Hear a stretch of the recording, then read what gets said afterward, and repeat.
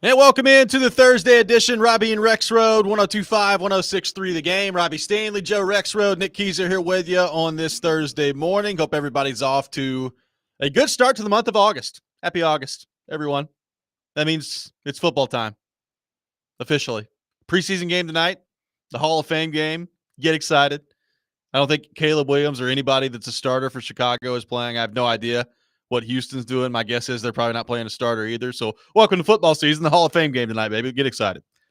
Hey, it's something, I guess, But apparently, Caleb Williams will play in the preseason. We heard on Unsportsman At some point. Okay, great name. Show. So that'll be interesting. That'll be nice. Rexrode, how we doing? It was an eventful show we had yesterday. Yeah, I don't know if we can capture that magic again today. I mean, Titans Radio Row at St. Thomas Sports Park is just lit this week. It is just lit. Yeah. Yeah, I was thinking about that, man. Kaharski being so concerned about Buck and his feelings, Yeah. It's just like whenever someone wants to criticize Jared, how we jump to his defense. You know, that's how a team should work there. So really appreciate Paul, because I know Paul was always like that with his zone teammates. He was. he was. And, good on Paul. He was very passionate in his defense of Buck yesterday morning on our program. And then after practice, became very passionate at the defense of Titans PR for what they were able to do. Yeah, how about what that? They were able to accomplish yesterday. Isn't that nice? Yeah, threw some flowers at Titans PR. Yes, I immediately called him a suck up on Twitter. But you know what? As we're going to talk about, good on Jeff Simmons and the Titans. I mean, I never had any doubt that the Titans PR wanted it to happen that way, but he just doesn't. I mean, it really is. It's Jeff's decision, and I think it's a good thing that he talked about this and can put it to bed. And just that's it's much easier to put to bed.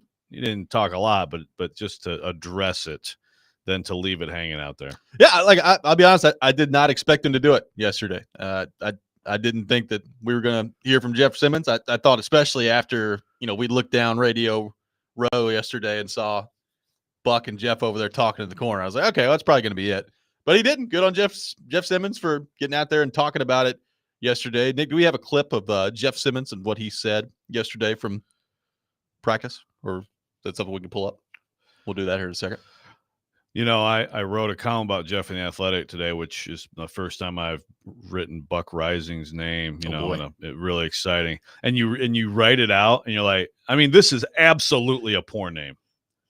Buck Rising, like Chess Rockwell and Buck Rising, and 70s babes. I mean, it's amazing. His name's Andrew.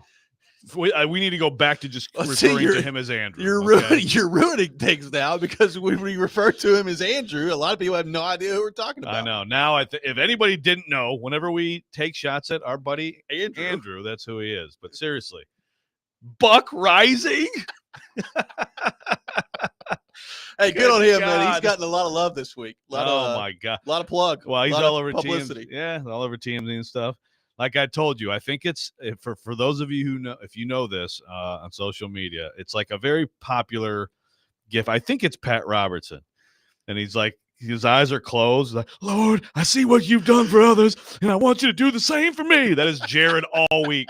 That is Jared all week wishing that this would have happened to him. Please, Jeff, yell at me. Punch me, Jeff. There's no doubt about it. Here's what Jeff Simmons had to say yesterday coming off the practice field for the Titans. I have understanding where we're coming from. I have understanding where he's coming from. He have a job, I have a job. At the end of the day, I take full accountability of my action on the field.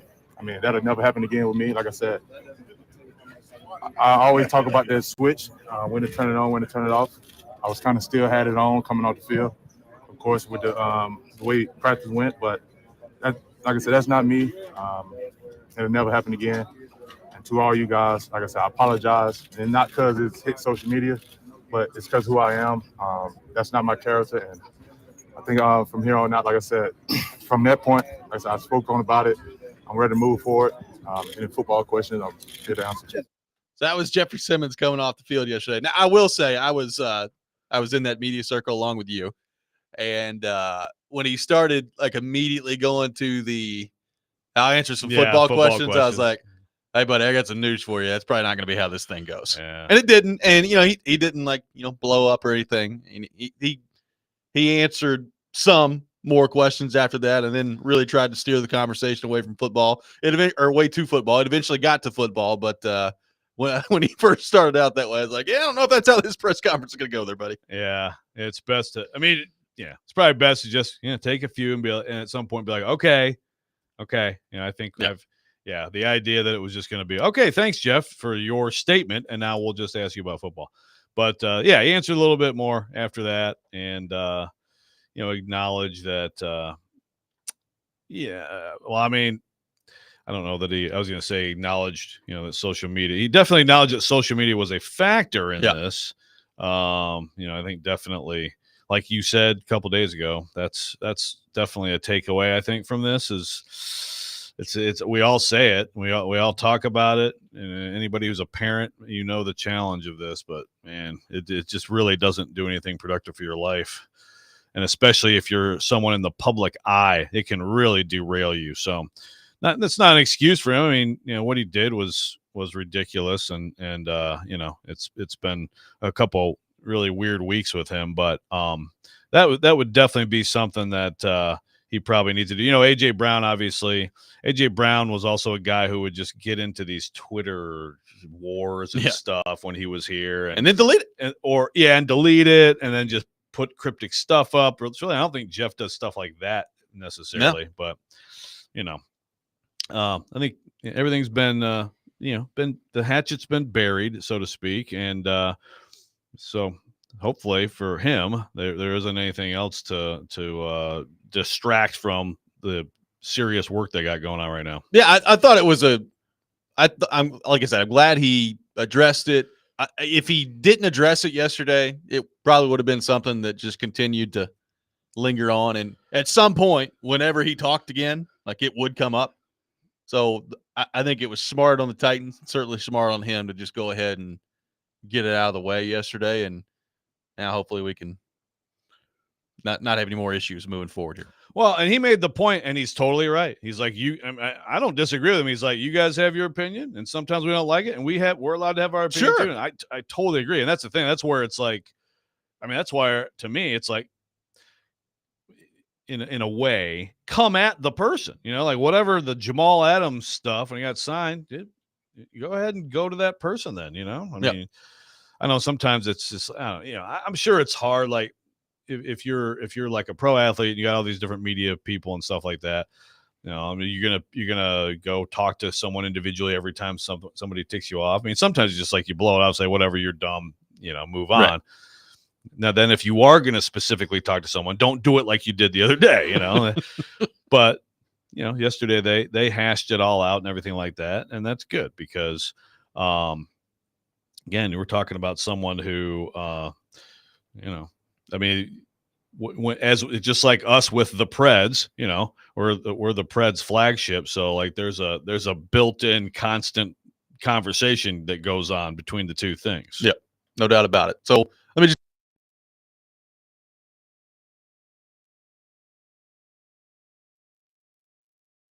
We are going to take your thoughts on the aftermath of the Jeffrey Simmons saga, and one of the questions we're going to throw out there. Like, has this changed the way that you view him? Has this changed the way that you view his leadership, the leadership as a whole for the Tennessee Titans, which I think is a pretty interesting discussion given who all is no longer in that locker room? We'll take your thoughts on all that. 615-737-1025, our phone number, 615-737-1025. We'll have more on that coming up next, and take your thoughts from day 2 of Titans and padded practice as well, which I thought, by the way, Joe, better day for the offense yesterday. Yeah. Good to see. Especially the guy we'll talk about later who's making some noise. I'm just saying. He stood out a little bit yesterday. More coming up next. This is Robby and Rexrode, 102.5, 106.3 The Game.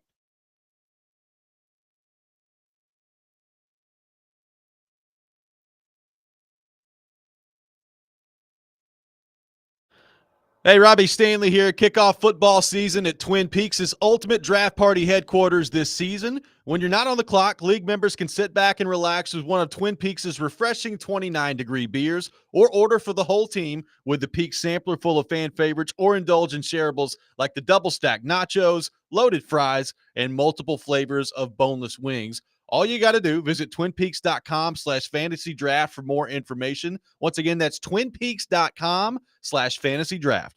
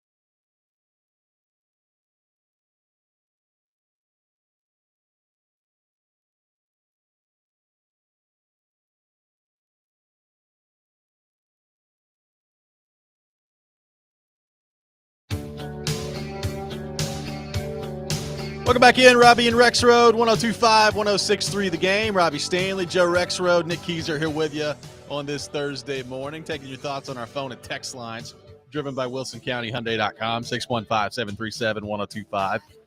David in Portland to our discussion in the last segment. Joe, I couldn't agree more. The minute that happened with Andrew, I called my dad and said Jared is going to be pissed this didn't happen to him. Called your dad. That's Right. fantastic. By the We way, can get everybody to refer to him as Andrew from now on. We've done our job. yes. Also, another rare, very rare occasion where I regret muting Stille because I did not get to see in real time the all caps, "I stand with Buck." Oh, I saw it. Like this is like some First Amendment battle or something going on. He said it right after. He said it right after Kuharski on our show was ranting about. Oh, everybody in the town should stand with Buck. Ah, boy. First thing I did when I got back in the car yesterday, when you and I were both blocked into the Titans parking lot for 25 minutes. Yep. First thing I did when I got back to the car was turn on the segment of Kuharski just ranting for about 6 minutes yesterday. It was beautiful stuff. Yeah. We got a lot of feedback. I meant to do that, and I didn't go, but I will do that today. Yeah. It was lovely. In the moment, it was like, what is going to happen here? Man. We're going to have training camp hostility part 2. Yeah. Things were up for grabs a little bit. They were. Let's go to our 1025 The Game phone line, driven by WilsonCountyHyundai.com. Welcome in Adam in Portland. Adam, good morning. Thanks for calling in. Dude, I'm glad you brought it up because that's the first thing I thought of was Jared wanted this so bad to happen to him. And I think because he talked to Chris Sanders and, him and Chris went back and forth about it. And he's like, would you say that to him in an alley? He's like, yes, I would say that to him in an alley. And I believe that Jared would fully say that to him in an alley. Like, he would call him soft. Like, he would, because he doesn't care. Like, and that's good. Like, and I know Jared's probably already, like, in the bathroom mirror had this argument with himself. He's like, yeah, I would say it. So I think that's the biggest thing. But as a fan looking at this dude, this is the problem I have with that whole situation. I don't know what Devondre Sweat looks like with pads on. I don't know what Latham looks like with pads on. And that, like, the big distraction is like it took away from the two guys I wanted to see in pads. And Jeffrey Simmons should be the one giving me opinions about all of them instead of, the crap with Buck. So that's my biggest thing is like there's more bigger things to do right now than this crowd. Yep. Hey, thanks for the call, Adam. I mean, there's no doubt it was a heavy discussion point after day 1 of training camp, now day 2 of training camp in pads. To answer your question, I watched a lot of Latham yesterday. I think he looks pretty good. I think Latham's going to be a pretty good player. Yeah. Yes. And Adam's right. I mean, this distraction from stuff like that. We can't help it if something like this happens. I mean, we're like fireflies to the light, right? Well, things like this don't happen very often. Well, that's true. Yes. I mean, this is you get some TMZ going on. Pretty rare occurrence. Yeah. This is a kind of unique situation, but yeah, we'll have plenty of time. Let's see. The Titans play a preseason game. What, 9 days from now? Is that right? Yeah. Plenty of camp before then to Already. speculate on how people look in pads. I said it the day training camp opens. Like, I'm very excited when training camp opens because that means that football is incoming. And then about 4 or 5 days later, I'm like, all righty, let's get to it. I'm definitely fully there now. Yeah. Like, all right. Seen enough to practice. Yeah. Let's go. Well, and then you have the sort of the build up to, all right, finally, it's a preseason game. Okay. Yeah. And then after one of those, you're like, okay. Well, ready for the season. That was a beaut. All right, let's get in there. Thanks. So on the Simmons front, has this incident, and really, I mean, we could go back the last couple of weeks with him, really, as the latest saga with Jeffrey Simmons changed the way you view him? Do you think the Titans as a whole have a leadership void that they have not yet filled when it comes to, I mean, think about who's not there anymore. Ryan Tannehill, Kevin Byard, Derrick Henry. I mean, you're talking about guys that are not only established, successful players, Denico Autry, you could throw it in there too, but also, veteran leaders. Like, there's no doubt. I mean, Kevin Byard and Ryan Tannehill, Derrick Henry, those three guys were the front-facing voices of the team while they were here. And all those guys are gone. And I don't think you just replace leadership like that overnight. And everybody's going to look to Levis to fill one of those roles. And I get it. He's the quarterback. He's also played in 9 games in the league and is still trying to establish whether or not he's even good enough to be an NFL starter. So are you concerned that there is a leadership void currently with the Tennessee Titans? So you had 2 questions there, and my answers are no and yes. Feel differently about Simmons? I really don't. Look, Jeff Simmons has, he is very emotional, and I think he's been sensitive. You've seen sensitivity at times, especially obviously the more losing there is and the more a defense struggles, the more you see it.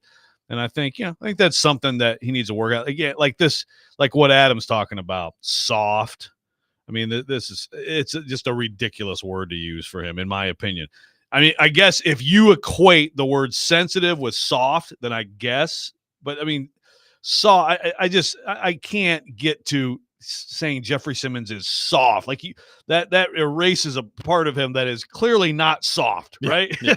Yeah, he's too sensitive and he's too reactive to things and needs to work on that. Soft, that's ridiculous. That's frankly a stilly shock term that he has to throw around. And I don't think he would say it to his face, by the way. Just because he asked him a question does not mean he would call him soft to his face. I defy him to do that. I dare you, Jared. How about that? So, but as far as feeling differently about him, I really don't. I mean, he has to work on some of this stuff, and he has to understand that, to your second question, which is a big yes, leadership void. Like he is now, Kevin Byard for years was the guy that you went to, good or bad, but especially like in rough times, like he's the guy you went to. Yep. And he basically spoke for the team. If anything happened with the team, there was like a day, there was like a day that the team took off and things like that after the George Floyd thing and all that stuff. It was Byard and it was Tannehill who talked about it, right? Like, and then Henry emerges. So 1 year ago, Jeff Simmons, same guy, and he's a leader in his way. But all three of those guys 1 year ago were in this camp. They were. And then, of course, now they're all gone. Byard traded away during the season, then, Henry and Tannehill done. So it's just a huge change. And there really isn't – they are really caught in between right now, I think, on that front. And I think it is important. Is it as important as having talent and winning games and having good culture overall? No, but good culture is also you have to have leaders who at times hold people in check and do speak for the team and answer for things that go on and all that stuff. And there is a void. So one, he is going to be a leader. He has to step up and do it. And they view him as a leader, and we're going to get to that too. Like the inside view versus the outside view. Sometimes that's very different, but they also definitely need to develop other people. Like you said, Levis is going to be, if Levis establishes himself as a starter, he's going to be that. I think he'll be good. Yeah. JC Latham will be a leader in the NFL. I'm confident in that. He's a rookie. Right. So you look around. I mean, actually, Jared and I were batting this around yesterday as I beat him again. And Jared versus Joe. Welcome back, Caroline, by the way, for excellent judging yesterday. But Hopkins. I mean, Hopkins is, I think, in a way, is a leader. He's certainly a great player who is super respected. But I don't know that he's, quite the same thing. I mean, a guy who I think is quickly emerging as someone whose voice you notice is like a Kenneth Murray. But again, he's a new guy. I mean, you kind of need some people who have been around, even though it's also kind of a new era, new coach, almost new GM and all that stuff. You'd like some people who've been around. Harold Landry, quiet guy. Yeah. Really good player, pro, the classic example, the classic case of, lead by example. But I don't know, I don't know that. I mean, I think that's one of the guys you look at and say, maybe he elevates there. Amani Hooker is another same, like, I think to me, like Landry, more quiet guy, lead by example, heck of a player. But it's different. That's three huge losses in that way. And now the obvious guy who Rand Carthon talked about a couple weeks ago has all this stuff going on. And it kind of shines a light on the fact that they are in transition in that way. Well, I don't think there's any doubt they're in transition. That's not always a bad thing. Like, every now and then it's good to shake things up, have new blood, all that stuff. But I think people have to naturally grow into those roles. And look, Jeffrey Simmons, if you watch them play and you watch his style of play, how vocal he is on the defensive side of the ball. I mean, look, they've had some mic'd up videos with Jeffrey Simmons, like giving a speech before the game. Like, it's pretty clear he's a leader, right? Like, This stuff is a different conversation to me than on the field, the player that he is, his ability to fire his teammates up. Like, all that stuff is, I think, separate from this conversation. So I don't doubt Jeffrey Simmons' ability to do any of those things. We've seen it for a couple years now. So it's not like this is some new thing with him. But I do think, there's a lot of spots where they're really young. The quarterback is really young.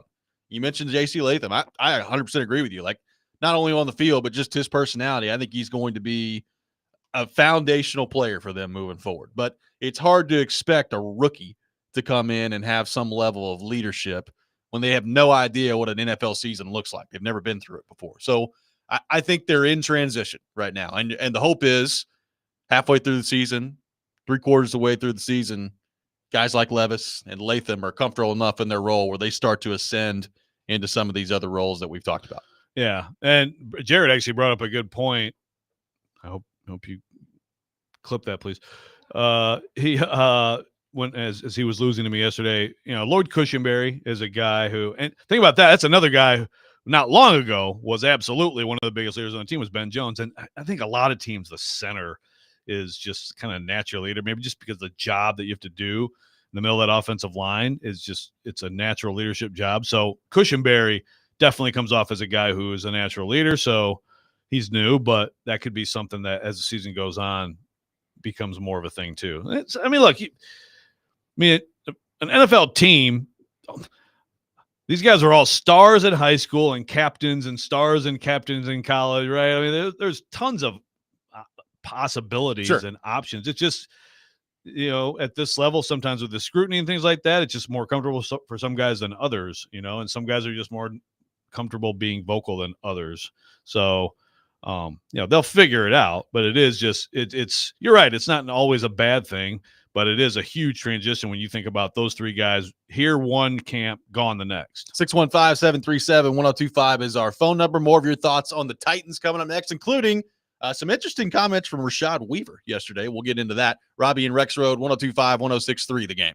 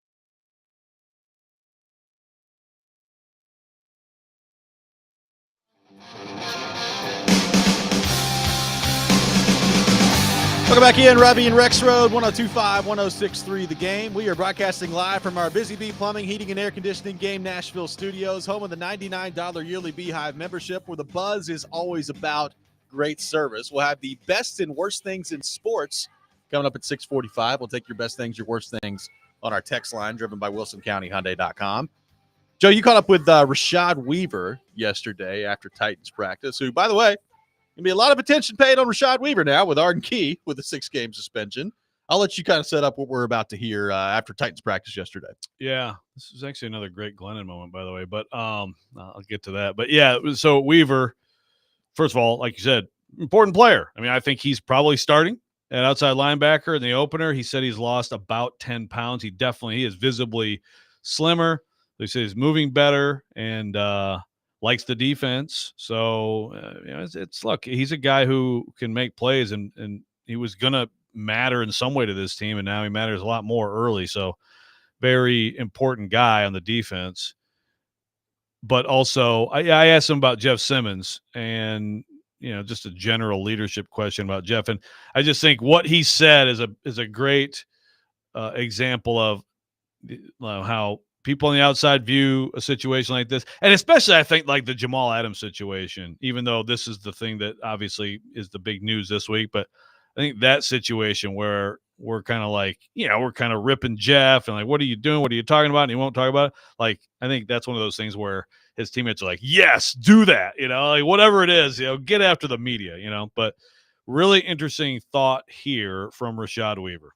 What do you see from Jeff as a leader? Have you seen him pick that up, step that up more? I mean, to me, Jeff is who he's always been. I mean, and on anything like social media, out on the field, fights, how he talks. I mean, I'm a type of guy, I'm not gonna lie. You say you want a savage out here on the field, so if you're gonna be mad about how a person acts when they're that type of guy, I mean, you got to pick and choose. Maybe out in the pure public, you turn it off. But if you straight out of here, like, you got to pick and choose. You can't love him when he acts like that to the other team. And then if he's just a little geeked on the off day, like, yeah, we got to have some control and understand some stuff. But that's who Jeff is.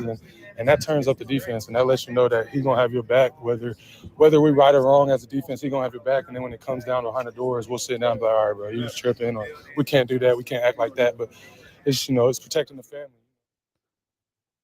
So there you go. There you go. Last word, yeah, protecting the family. So I thought that was an interesting point. Basically, like, everybody loves it when Jeff is like that, in a football sense. Sometimes it's hard to turn it off. He's interesting idea, like in the pure public, you got to turn it off.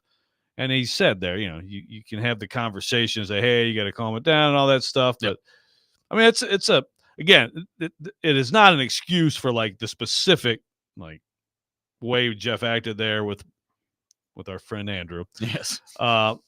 Or the word he used or any of that stuff. It's not. But I think this is the internal view of Jeff, which is, and it also goes along with the whole idea of like, there is like when you play on the edge, and in this game at this level, and especially him though, I mean, he plays on the edge, sometimes you're going to get stuff like this too. Well, and he talked about it yesterday when he was, talking about, one part he brought up was practice didn't go very well, and there were some fights, and especially in the trenches, it gets physical and it gets rough in there. And look, Jeffrey Simmons on the field, you love the aggression, right? And I said it yesterday. I have a problem with the fights in practice. It does feel like it's a training camp tradition at this point that Jeffrey Simmons is going to get in some sort of altercation in practice at some point. And, Vrabel used to kick guys out.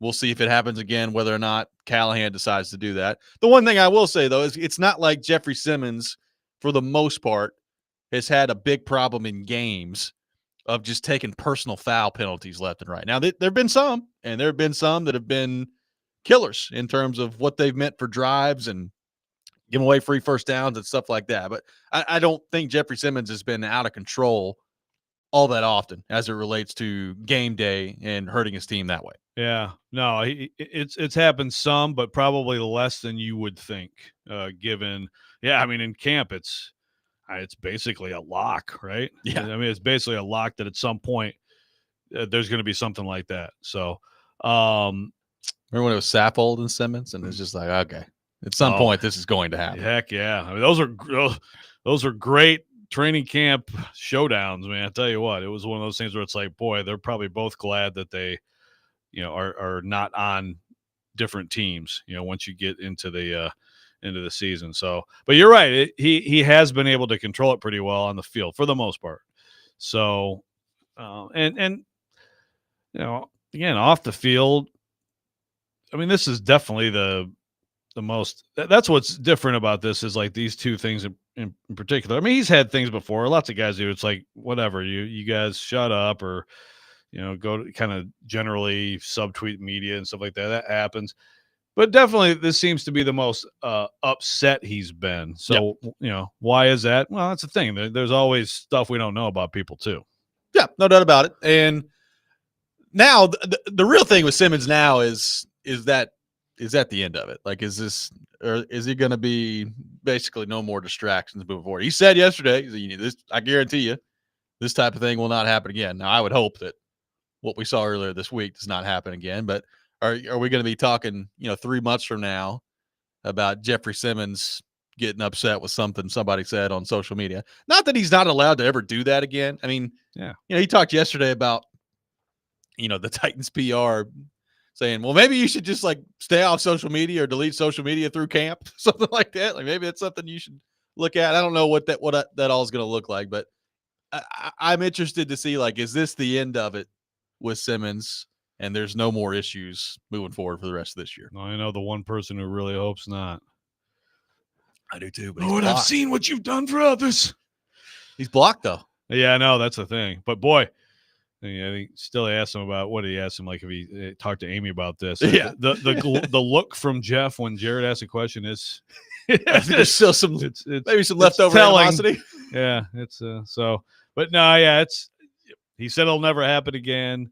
I mean, you have to be able to control that. And again, if you can go out on Sundays and have that controlled aggression, and for the most part, channel it into your game and not let it leak over into post whistle or pre-snap or that stuff, then then I think you can keep yourself from doing stuff like this. And then on the Weaver front, I mean, it's going to be really interesting to see if he is a starter, which, I mean, right now, I would assume that he is, with Arden Key being suspended for 6 games.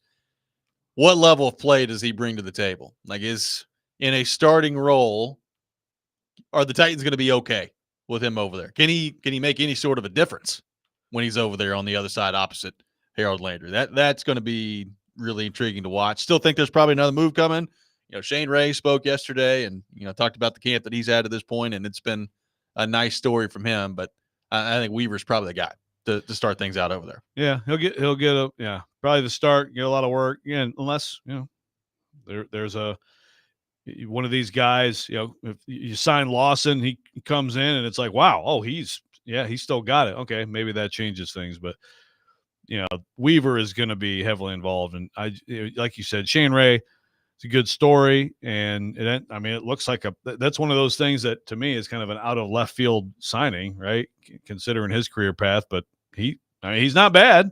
He's a guy you can throw in there. But Weaver definitely, I think, it was a good idea to lose some weight, and he's a guy who has flashed for sure. He's had some good moments. So maybe it's also a different defense. So that's a thing too. It's like a lot of these guys, they are now in a different scheme. What does it mean? It's probably better for some and worse for others. Brooks Reed still out there and available? Yeah, he was one of the 2020. He was. Right? Oh, yeah, Brooks. He was one of the 2020. He's not been in the NFL since the Titans in 2020. Great flow, though. Great flow. No doubt. He's only, that's 4 years ago, so he's only 37. Right? So I'm stretch a little bit. So that dynamic warm-up do Brooks Reed good out there with the Titans. You like that dynamic warm-up. I'm a big fan of the dynamic warm-up. Coming up next, it's time for the best and worst things in sports. We'll take your best things, your worst things on our text line, driven by WilsonCountyHyundai.com, 615-737-1025. The Game Summer Ticket Tour, presented by Green River Whiskey, has 2 more tour stops left. Join Joe Dubin at Burrow Bourbon and Brews at 124 North Maple Street in Murfreesboro today from 4 to 6. He'll have your chance to win free tickets to upcoming concerts in Nashville. Also get signed up for the grand prize, which is tickets to a Preds home game, Sounds game, and to the Big Machine Music City Grand Prix. For more details, visit thegamenashville.com/tour. Green River Distilling Company, Owensboro, Kentucky. Alcohol volume varies by product. Please drink responsibly. This is Robby and Rexrode, 102.5, 106.3 The Game.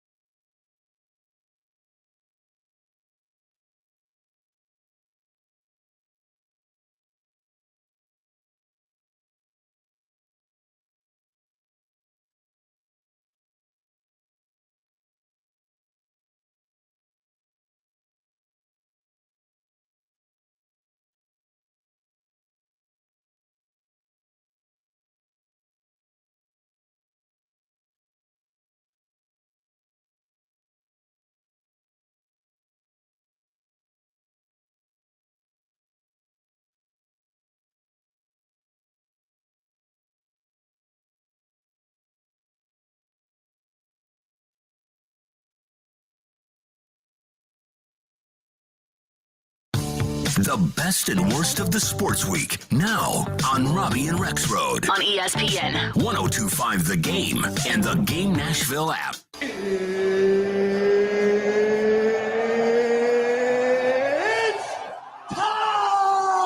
This is the worst. You look like you're feeling sorry for yourself. Unbelievable miracles, yes! Unbelievable. He's one of one. He is him. This is a Coke bottle. It's not a crystal ball. When I woke up this morning, I was feeling pretty dangerous. Okay, let's go. It is that time of the week, time for the best and worst things in sports. We'll take your submissions on our text line driven by WilsonCountyHyundai.com, 615-737-1025. Joe Rexrode, kick us off with your best and worst things in the world of sports. Well, best is very wide-ranging, but the Olympics have not disappointed. Gymnastics has been unbelievable. Simone Biles, I mean, she was already the GOAT, American athlete, but like it's the distance, as I disrespect all other athletes. The distance is is piling up. It's unbelievable what she's doing. Men's gymnastics in the bronze, that's huge. I mean, we're watching a little, what we got? Lithuania, Poland 3-on-3 right now. This dude got punched right in the face. Holy cow. These dudes are, I think I played against some of these dudes in Gus Mack in the 90s. There's this one guy in Lithuania. It looks like Michigan. he's 65 years old. You got the beach volleyball right outside the Eiffel Tower. You've got the swimming has been fantastic. Ledecky also is one of those contenders. It's just been tremendous all the way around. The ratings have been awesome. Everything's awesome about it.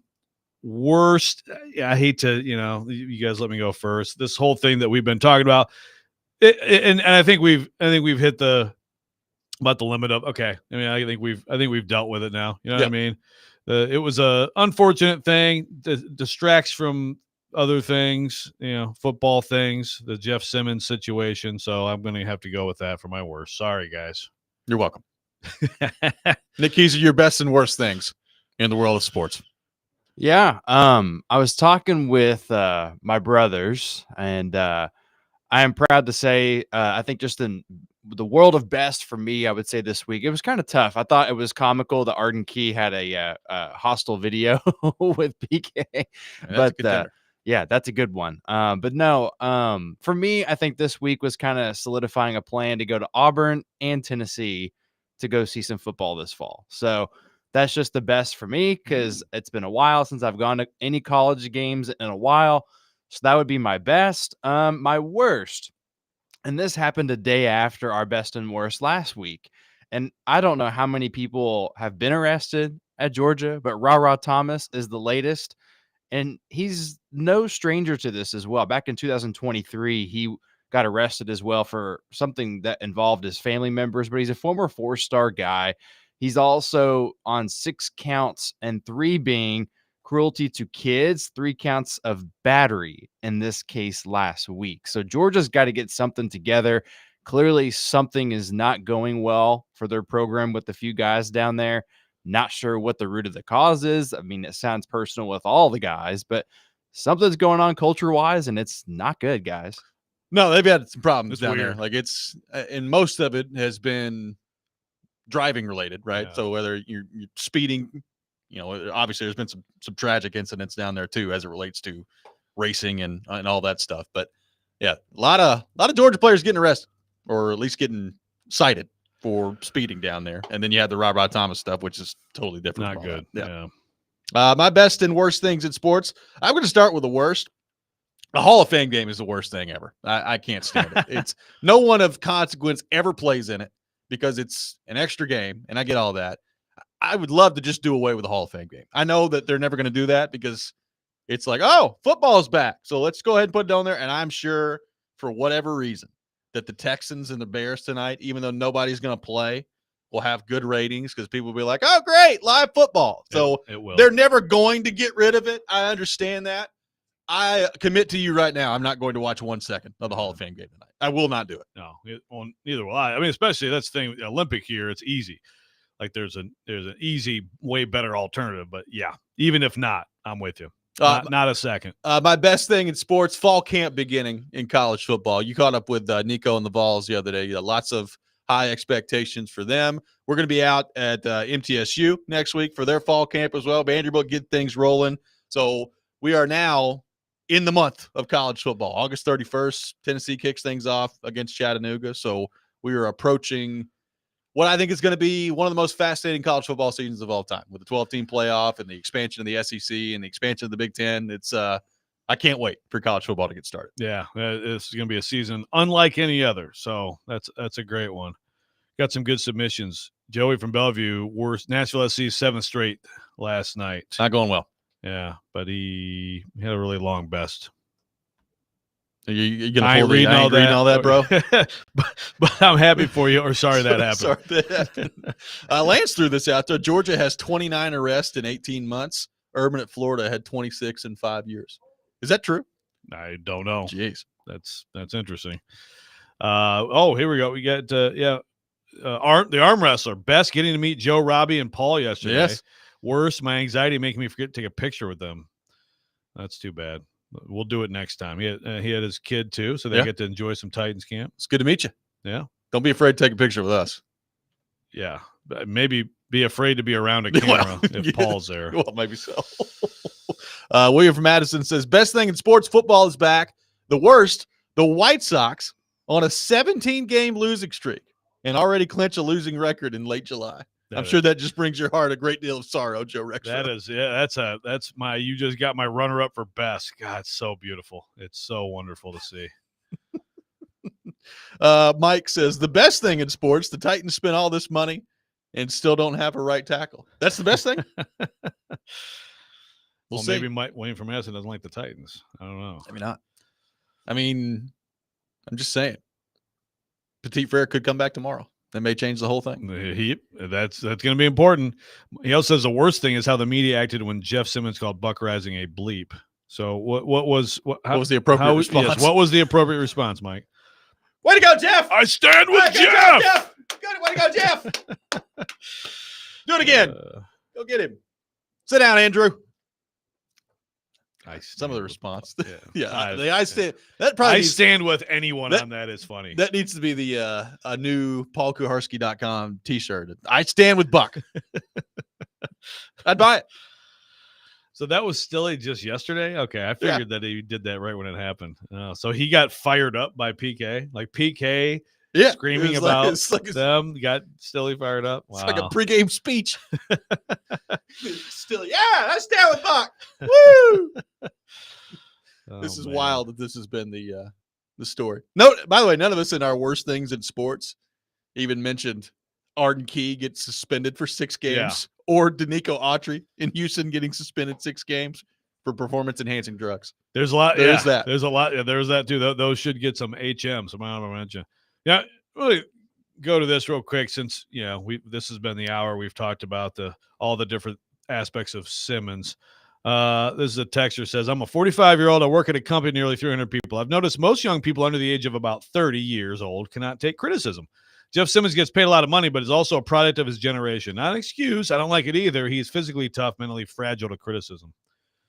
I mean, I've just read that because I'm here for any sort of shots at the younger generation. Thank you. So you are I'm above 30. Above 30, so you can take criticism. Yeah. I mean, Stilly, say what you will about him. He can take some criticism. He takes some criticism. What about Keiser? Keiser's under 30. Is it true? I feel like Keiser brushes most things off. Keiser can take some criticism. Yeah. One phrase for you. It is what it is. There you go. I mean, there's no broad brush, right? There's no broad brush in any group of people that's going to always work. There might be something to that, though. There might be something to that. Just say it. From my boomer perspective, there may be a little bit of something. There's more entitlement than anything with most people nowadays. That's what I would say. Wow, look at Keiser coming in. Way to call out your own people. Wisdom. Good job, Keiser. Text on the personal text line. Best thing in sports, DJ Moore, 4 years, $110 million for the Chicago Bears. He's pretty good. So that's a best thing just because. So this is a Bears fan? This is a Bears best fan. thing? Yes. Okay. Yeah. He's good. He's definitely good. Alex Heron says 4D chess by Jeff to cause a scene so everyone forgets about the Arden Key suspension. Yeah, exactly. This has all been a distraction. It's all been a ruse. Everybody's. By the way, Simmons. Another thing with Rashad Weaver yesterday, he was like, "Oh, I forgot to tell you about the Glennon thing." So another thing about Rashad Weaver yesterday is he apparently he's like, "Yeah, Arden told me like 10 days ago or something like that." He's like, like. I've known this for a long time. He said, I didn't tell anybody. I didn't tell my agent. It just been so Arden wanted him to know that he was going to be in a key role. So we're talking to Rashad Weaver, and getting through talking about like the Simmons stuff, and he had some other stuff to say. And I thought it was really interesting. I thought it was a really worthwhile conversation about the internal view of Jeff and stuff. And then Glenn is like, how much weight did you lose, by the way? Like shifts it back to that. We got to get after Glennon. We got to intervene, man. Good stuff happens, and Glennon is just absolutely the turd in the punch bowl. Glennon is there to put a halt to it. 615-737-1025, our phone number. Don't look now, but a Tennessee Titan, in which we've talked a lot about here on this program, is turning heads once again at Titans training camp. We'll tell you who that is coming up next. You're listening to Robby and Rexrode, 102.5, 106.3 The Game.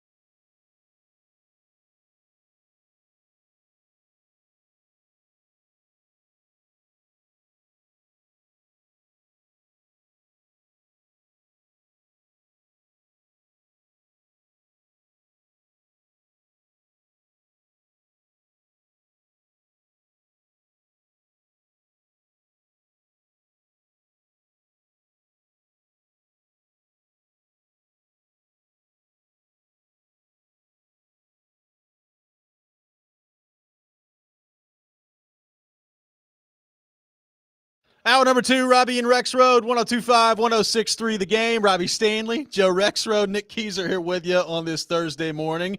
Charles Robinson from Yahoo Sports will be with us at 8 o'clock for his weekly visit. Well, we'll get into all things NFL with him. Looking forward to that. Coming up at 8 o'clock, taking your thoughts. In the meantime, 615-737-1025, our phone number. Skyler on the text line. You know what's up, Skyler. Skyler knows what's up. Says, don't you guys dare tease us with Burks again. Joe, I'm sitting there on the sideline yesterday, and they're running through their drills, whether it's 7-on-7, 1-on-1 drills out there, team drills. And this one guy keeps making catches, keeps making plays. And I'm like, that's Burks. Okay. Man, that's Treylon Burks again. Wow, Treylon Burks is open, and Levis missed him there. Man, Treylon Burks just made another play. I'm just saying. I even tweeted it yesterday. Treylon Burks looks really good today. And then I put underneath it, yeah, I know. Doesn't really matter. But I can only tell you what I saw yesterday. Treylon Burks had a really good day at day 2 of Titans camp. Yeah, what do you want us to do? You know? Like if it happened, and ask a coach. You play how you practice is what they say, you know? I'm with you.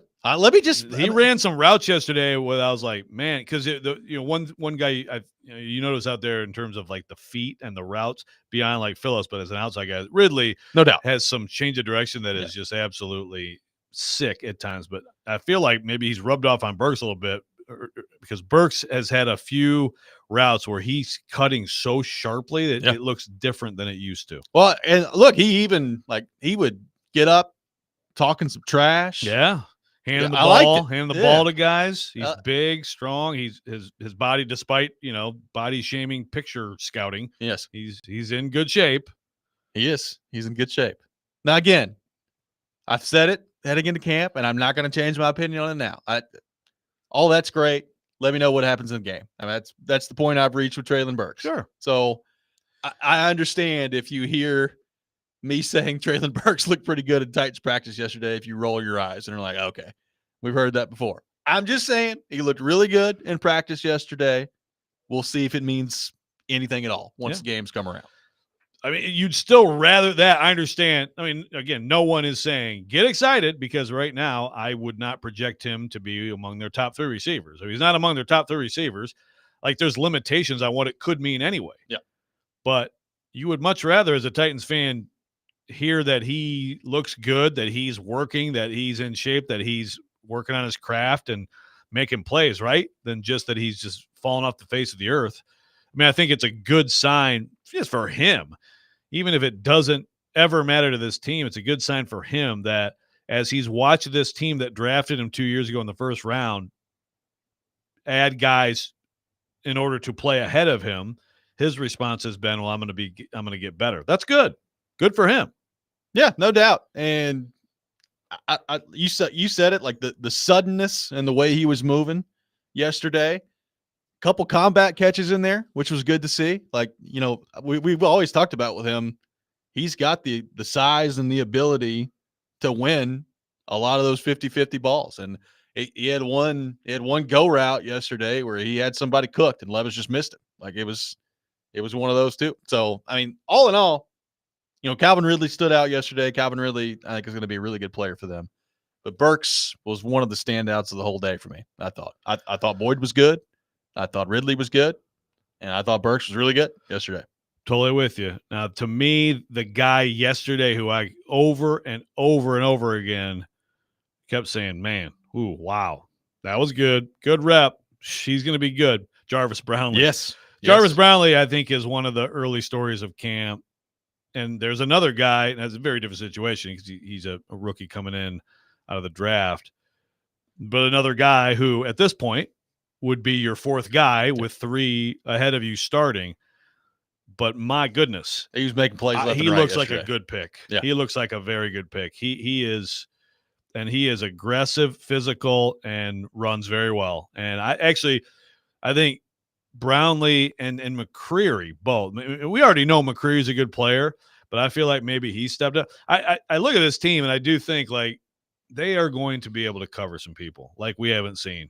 Whatever else, they could be bad on offense, bad in the offensive line, not have enough at linebacker, safety, edge. There's a lot of questions, but like those corners, they are going to cover people. Yeah. Like they have got some real depth and talent at that position now. Yeah, Brownlee, 5th rounder in this year's draft. He was all over the place yesterday, and even when he allowed a catch, I mean, he's right on top of somebody. I mean, there was, you brought up McCreary. There was one rep yesterday, and you were standing right next to me when it happened. It was McCreary on Boyd, and Levis threw a great ball. Boyd went up and high pointed it, and McCreary was draped on him, just all over him. Boyd came down with it, caught it anyway. McCreary was very upset by that, by the way. Yes. But it was one of those things where it was like, man, that was a perfect throw, a perfect catch, and almost perfect coverage. Like it was just a great rep from all three guys. It was, yeah. You can't really cover it better. You also can't put the ball in a better spot.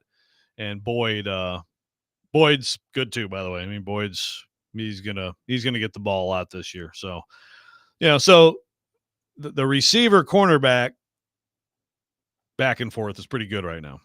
It is, and it's good to see. I mean, we said it yesterday heading into practice. Like the offense needed to have a day, and I'm not going to sit here and say that they dominated the defense yesterday because they didn't. But it was certainly a better showing from the offense than what we've been talking about the last specifically 3 or 4 days.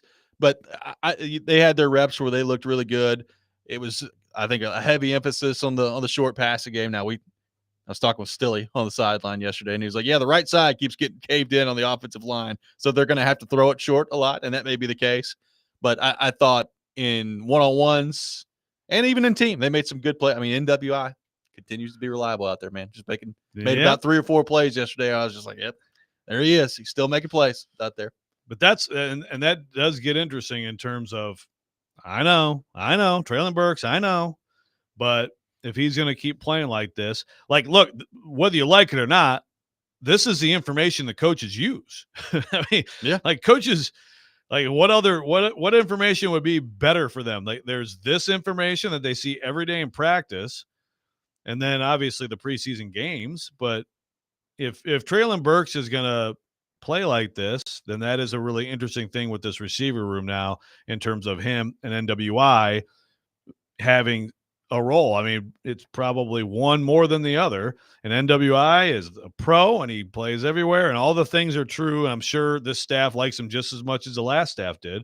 But Traylon Burks is a different level of talent. Who has more catches? The YouTube chatter is wanting to know, Burks or NWI this year. Yeah, definitely not keeping that stat, buddy. Sorry.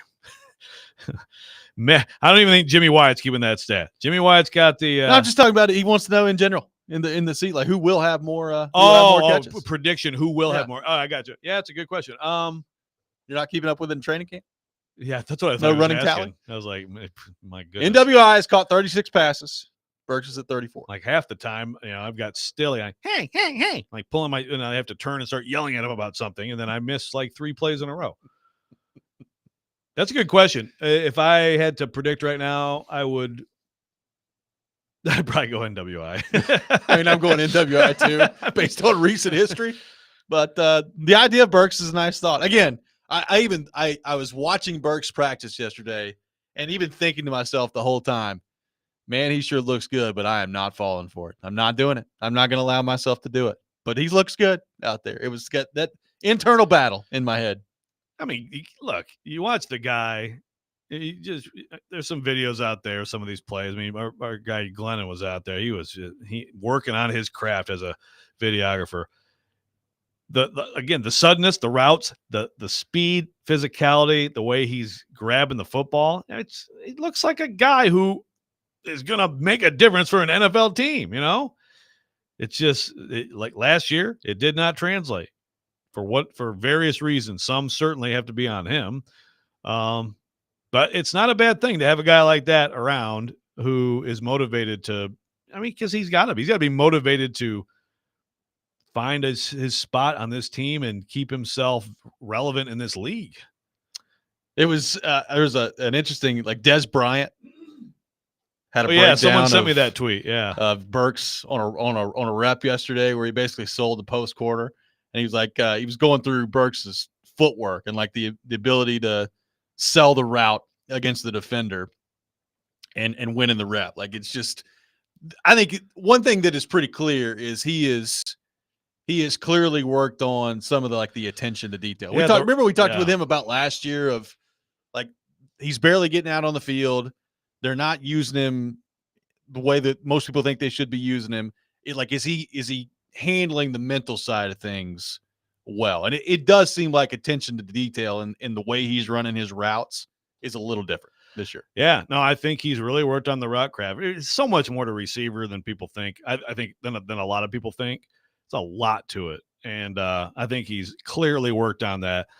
And we said this before, but it's like if you're in that room and NWI is taking opportunities from you, like the first thing you have to why is that? Yeah. And just watch him. Watch what he does. Listen to what everybody says about him. You can see it. Like there's not one thing about this offense or anything that he's not absorbing so that he can maximize what he is. I mean, he's a guy who should not ever play over Traylon Burks in terms of pure talent, and yet he does. So if you're Burks, that's a great example of someone you can look at and say, okay, I'm going to do what he does and see where it takes me. So maybe that's part of it too. Like I said, I just as I watch Ridley run routes, and I watch Burks, I'm like, maybe there's a little bit of that rubbing off too. Interesting Titans question on the text line that we'll get to coming up next. Take more of your thoughts on the text line as well. 615-737-1025. Robby and Rexrode, 1025-1063, the game.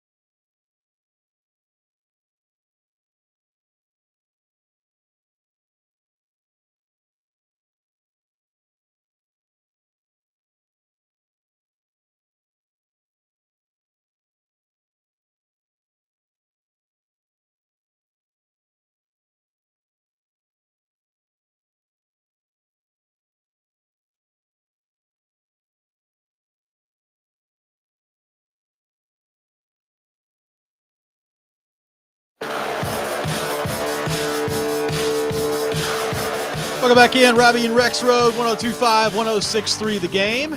Got some tickets to give away to the Professional Fighters League playoffs at Nashville Municipal Auditorium tomorrow night. If you call her 615-737-1025, you'll win a pair of tickets to the Professional Fighters League playoffs at Nashville Municipal Auditorium coming up tomorrow night. Taking your thoughts on the Titans, 615-737-1025. One texter asking, from a fantasy football standpoint so far at camp, who are you guys liking the most?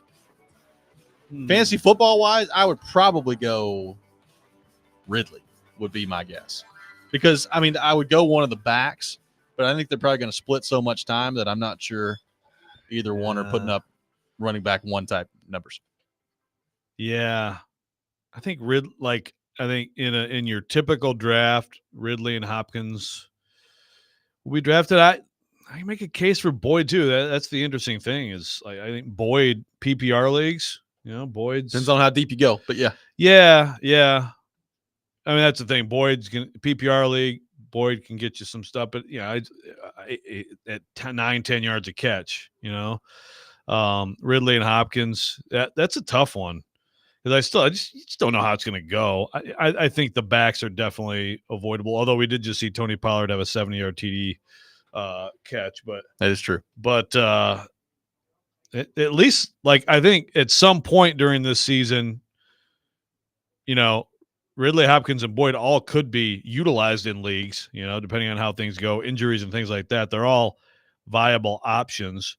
Whereas, last year going into the season, it was of course, I guess going into the season, we thought Burks was going to have a big year. So, is that. That would have been some of my fantasy advice a year ago, and it would have been very bad advice. The answer the last few years for the Titans of who's your first pick, it's been pretty clear. It's Derrick Henry, and then you kind of figure things out after that. Right. But not so obvious this year. Even Ridley. I mean, Ridley would be my answer, but am I convinced that Ridley's going to have more catches this year than Hopkins? No, I'm not convinced by that. Now, I think he's going to have bigger plays than Hopkins will have. Yeah. So that's why he's my answer. But Calvin Ridley in a fantasy draft, is he 8th round, 9th round? Where does Calvin Ridley land? The answer is the Titans really don't have, I think, a high pick in a fantasy draft this year. Right. And and the backs are just. And again, at the end of the year, we could look up and say, wow, who saw that 1,200-yard season with 10 touchdowns from Tyjae Spears coming? But at this point, it's hard to justify drafting either one of them. One thing that I was watching pretty closely yesterday, Joe, that is encouraging, and I think you learn a lot up front when the pads are on in practice. For those who thought that, maybe when the pads came on, J.C. Latham might get a little overwhelmed, that did not happen. J.C. Latham looks pretty comfortable out there. Now, I'm not saying that he won every rep and that he never got beat, but for the most part, J.C. Latham holding his own pretty nicely on the left side of the offensive line. Yeah, he stands out. There's no doubt. He stands out in his physicality, his athleticism.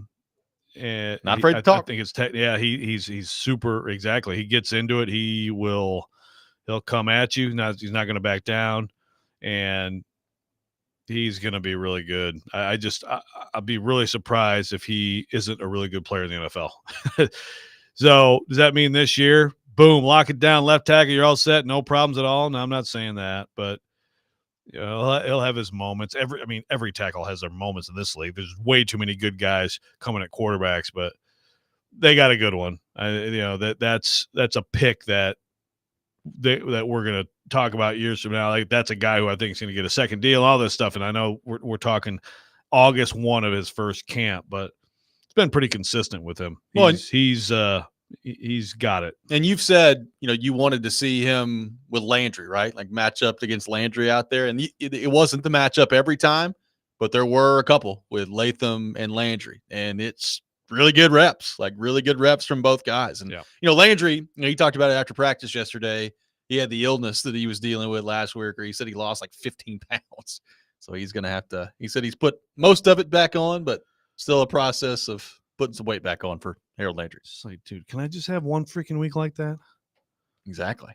I'll take the, whatever the discomfort was. I'm sure it wasn't that bad, right? Come on. What are you, soft? Harold, on a scale of 1 to 10, how bad was your illness? God, 15 pounds. That is a lot. That's a lot. In a week. Gracious. And that's the thing. It's hard. It really is. Now, obviously, you talk about a guy like Devondre Sweat, and that's a different deal. Some of these the big guys, but for the most part, these guys, it's a challenge to keep whatever weight they are on.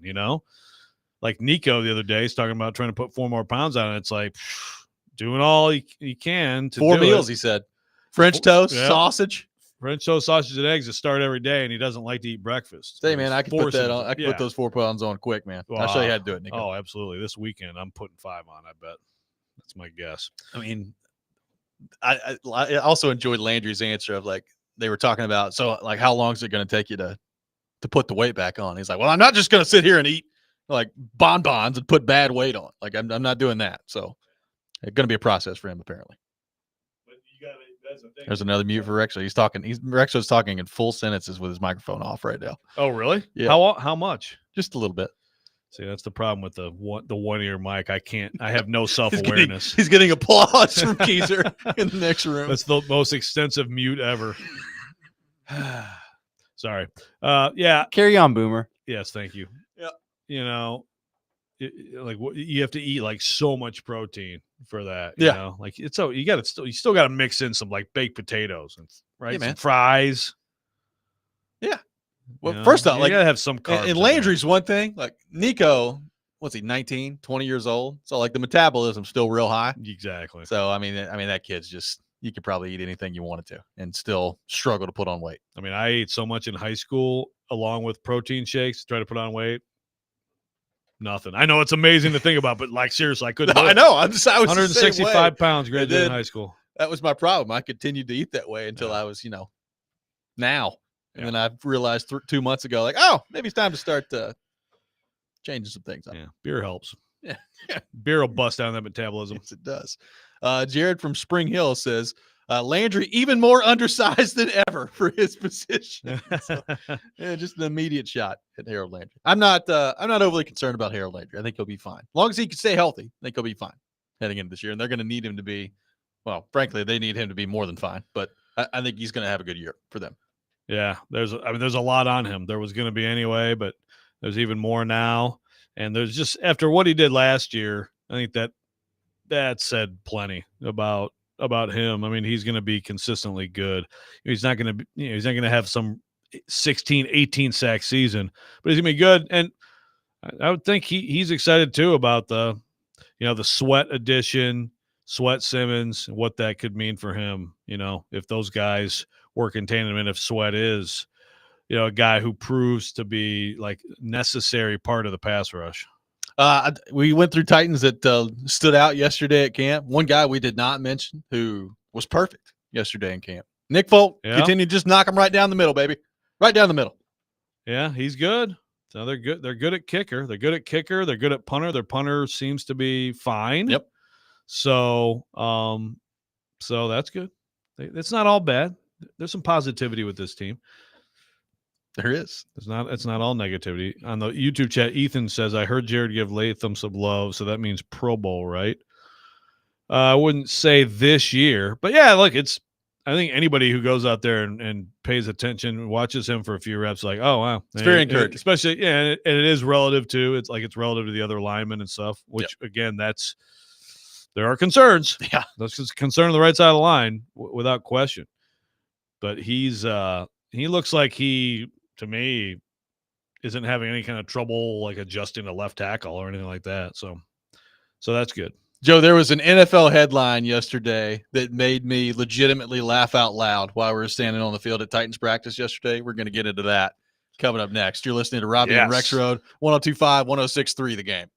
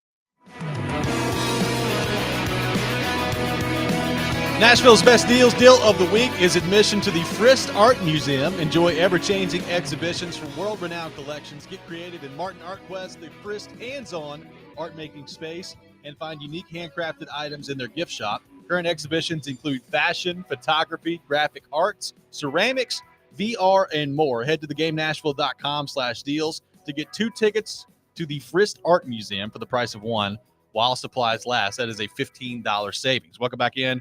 Robby and Rexrode. We are live from our Busy Bee Plumbing, Heating, and Air Conditioning Game Nashville studios, home of the $99 yearly Beehive membership, where the buzz is always about great service. We'll have Charles Robinson coming up at 8 o'clock. The Rex Rant with Joe Rexrode here in about 15 minutes at 7:45. Joe, we were waiting on the Tennessee Titans to come off the field yesterday after practice to conduct some interviews, and I was just scrolling through Twitter. And, you got the For You page now. So I get like random stuff in there. Yeah. One of the random stuff that I got on there was a tweet from Ben Valin yesterday, which I believe friend of the show. Believe he's been on the show a time or two. Senior writer for the NFL at the Boston Globe. And headlines from Ben Valin yesterday. Takeaways from Tuesday, which was 2 days ago at Patriots practice. Not the prettiest practice, but at least no drama. Joe Milton has shown more than Drake May. And then asked if the Patriots have found their left tackle. Joe Milton, apparently 3 days in a row, really turning some heads at Patriots training camp. And according to Ben Valin, has shown more than Drake May. Your reaction to Joe Milton being a training camp hero for the New England Patriots so far? Well, I love it. I absolutely love it. And I see some people out there who, want to be haters. Friend of the show, Andy Staples, is out there every chance he gets, just putting cold water on the Joe Milton thing. Like, hey, just let Joe cook. You don't know what's going to happen. It might all come together for him. They can make all the throws. Well, he can. I mean, look, in all seriousness, it's a little surprising to me that last year it was kind of like, yeah, you just kind of see it. It's just, how is he ever going to be accurate enough? It just misses too much. He makes incredible throws, but too many just gimmies that are just, he just doesn't make the throw, or whatever. The ball's not out fast enough, whatever it is. Hey, man, good for him. Good for him to keep, because he has tons of talent, and I'm excited to see this. I would love to know if him showing more than Drake May, according to Ben Valin at this point, means that he's been really good or that Drake May has been not so great. Yeah, I would like to drill down on that. And is that the consensus, and what exactly does that mean? I mean, first of all, I don't know how they're doing reps. I don't know, but I guess he's the 2, Milton. He's past Zappy, I would assume. I don't know that they may be splitting those 2. That was like last week. It was like he is ahead of Zappy now. So wait a minute. So is May is the expected starter? I think so. What if Joe Milton starts week 1 for the Patriots? I mean, I am so here for it, man. Could be awesome. awesome. So here for it. I got into this week with the Vol. I swear, man, Vol. It's not even Vol Twitter, but it's like Vol comment. It was Vol Twitter too. I mean, I put one term. I said they have a starless receiver room, okay? Because they don't have a star. They don't have a first-round pick. They have good play like Brew McCoy, Square, and like people are just going nuts about it. And then it gets into the whole, people like there are people who will forever just say everything last year was about Joe Milton. And it's not true. He was not nearly as good as Hendon Hooker. He is not nearly as good as Hendon Hooker. He also was not completely at fault for the balls last year. By the way, Jacoby Brissett is also there. Yeah, okay. Yes, thank you. Brissett is going to start. So that's what's interesting. I don't know. Well, but that's the thing. You at least have for whatever fallback reason, I get like the Commanders and the Patriots mixed up in their quarterback stuff. But I think the plan has been stated at some point that they're probably going Brissett, right, to start. Well, I mean, that would make sense to me. But if Joe Milton keeps climbing the ladder, wait, have they brought out the oranges yet at Patriots practice and see how far each of their quarterbacks can throw it? Then it's over. Because if that happens, yeah, then it is. Brissett's in big trouble. Then it is over. Yeah, I mean, the thing about Milton is he has intangibles. He's a good athlete, big, strong. I mean, I'm glad to see him getting, at least a kind of a look here. I'm glad to see him getting some love, and who knows? I mean, you wouldn't think that the things that he's missing would click for you at this point, especially because he's older. But I still, Josh Allen is forever to me like the poster boy for, hey, sometimes in your mid-20s, after you've been in the league, things can happen that you never would have seen coming. We've been saying that Josh Heupel in Tennessee, they need a quarterback to go off to the NFL and have a really good career. People thought it might be Hendon Hooker. Maybe it's Joe Milton. Well, if Milton does anything in the NFL, then that's a bonus. That's the thing, is Hooker now is kind of in no man's land. Yeah. I mean, he's in an interesting spot now. I think you talk about a guy that the preseason's probably pretty important for. It would be nice to see Hooker get out there, and first off, it's been forever since he's played football, but it'd be nice to see him get out there and play well. I'm really interested to see how he plays, because he passed poorly by all accounts in the spring, but also had a broken finger. Yeah. So he had a broken finger on his throwing hand, and everybody was like, well, his accuracy is really bad, but apparently, that you would think that would affect it. So huge preseason for him. Because, Goff is probably going to be locked in there. So I wonder if the idea of moving Hooker at some point could be possible. If not, he's just going to have to wait for his time. Adam Schefter, among others, putting it out there. Some breaking news in the NFL. Tristan Wirfs has signed a new contract with the Tampa Bay Bucks. He is now the highest paid offensive tackle in league history, scheduled to make $158.869 million over 6 years. So a 6-year deal for Tristan Wirfs, who's been very, very good down there in Tampa. So Baker Mayfield now has his left tackle for the foreseeable future. Do they have the guaranteed money? I have not seen the guaranteed money thrown out there yet. That's a big number, though. It's a big number. I think Ian Rappaport said it was $88 million guaranteed. 88 guaranteed. There you go. Man. That's a lot of money. You get a guy like that, you pay a guy like that. Without question. Well, we talked about J.C. Latham earlier. If he turns out to be a really good player at left tackle, I mean, that money is just like a lot of other positions in the NFL right now. The money is constantly going up. So you could make yourself a lot of money if you're J.C. Latham. You end up being a really good left tackle. Did Schefter really say 6 years? That's what he said. I got Ian says 5. Oh, wow. Well, maybe he's got one more year left. Maybe, yeah. We have a Schefter. He just says for the next 6 years. Oh, I got you. For Schefter. There we go. There you go. Interesting. So I guess 5-year deal. Speaking of Latham, Maddie's asking if Latham and Sweat have rubbed against each other. I have not seen in a one-on-one or something like that. And obviously in team that they're not really going to cross paths much.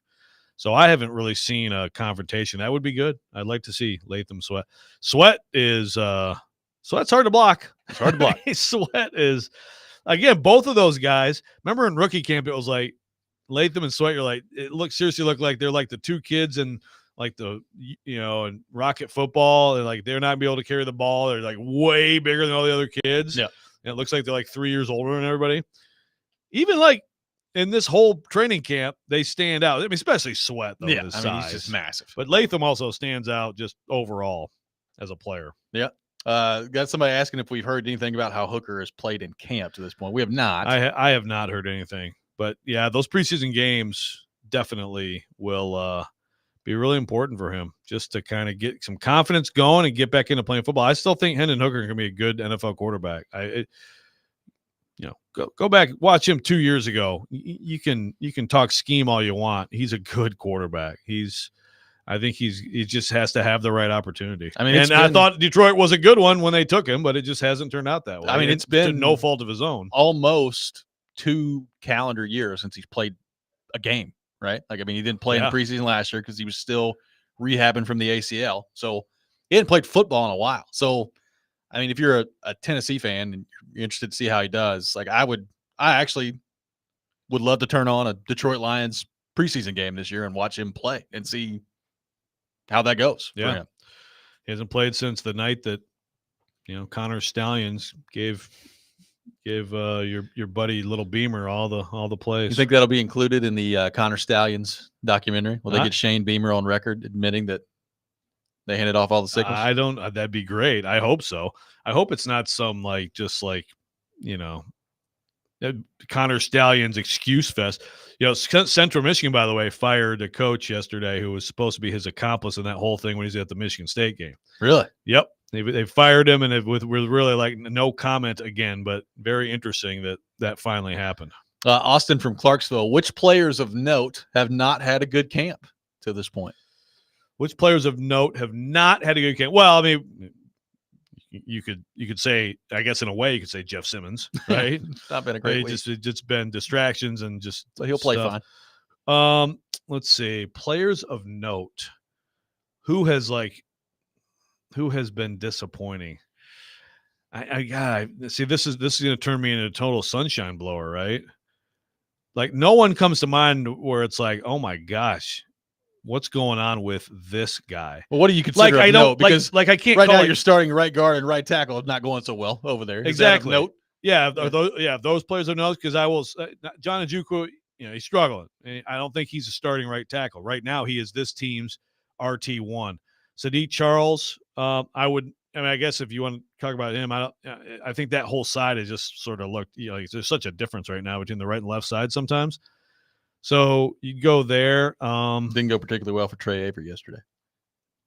Is he a player of note? Well, he's a player of note on this show. Depends on who you ask. He's a player of note in Nashville media circles, without question. There's really that's a good question, Austin. It really is a good question, and it's one of those, sometimes like in camp you do like stock up and stock down. Like stock up right now. If I pick three people, I would go Brownlee. I would go. I mean, I might go Burks. I mean, obviously this is like prisoner of the moment for you. So I'd probably go Kenneth Murray. Yeah. And stock down. That's hard, because again, Ojukwu is not supposed to be the starting right tackle. I have to think about that a little bit. I will say, day one of pads, there's this video that came out of Farley, who had a really good rep against Hopkins, made a great play, broke up the ball. There was one rep yesterday, and it's kind of made the rounds a little bit on social media of Farley got smoked by Boyd yesterday. Yeah, he went one way, the Boyd complete went opposite the other way. direction. Yeah. Someone says apparently Austin didn't listen to Stillman, but who is Stillman saying? Like the players of we're talking about this week is Simmons. Who are the players of note? That to me, that's like players you expect to be good players this year who are struggling. Yeah, I mean, Levis had a couple bad days, but I don't know that overall he's struggling. No, I wouldn't say overall he's struggling. It's a good question. 615-737-1025. Our phone number, 615-737-1025. Coming up next, the Rex Rant with Joe Rexrode. You can check it out every morning here on the program. Charles Robinson at 8 o'clock. All that coming up. Robby and Rexrode, 1025, 1063, The Game.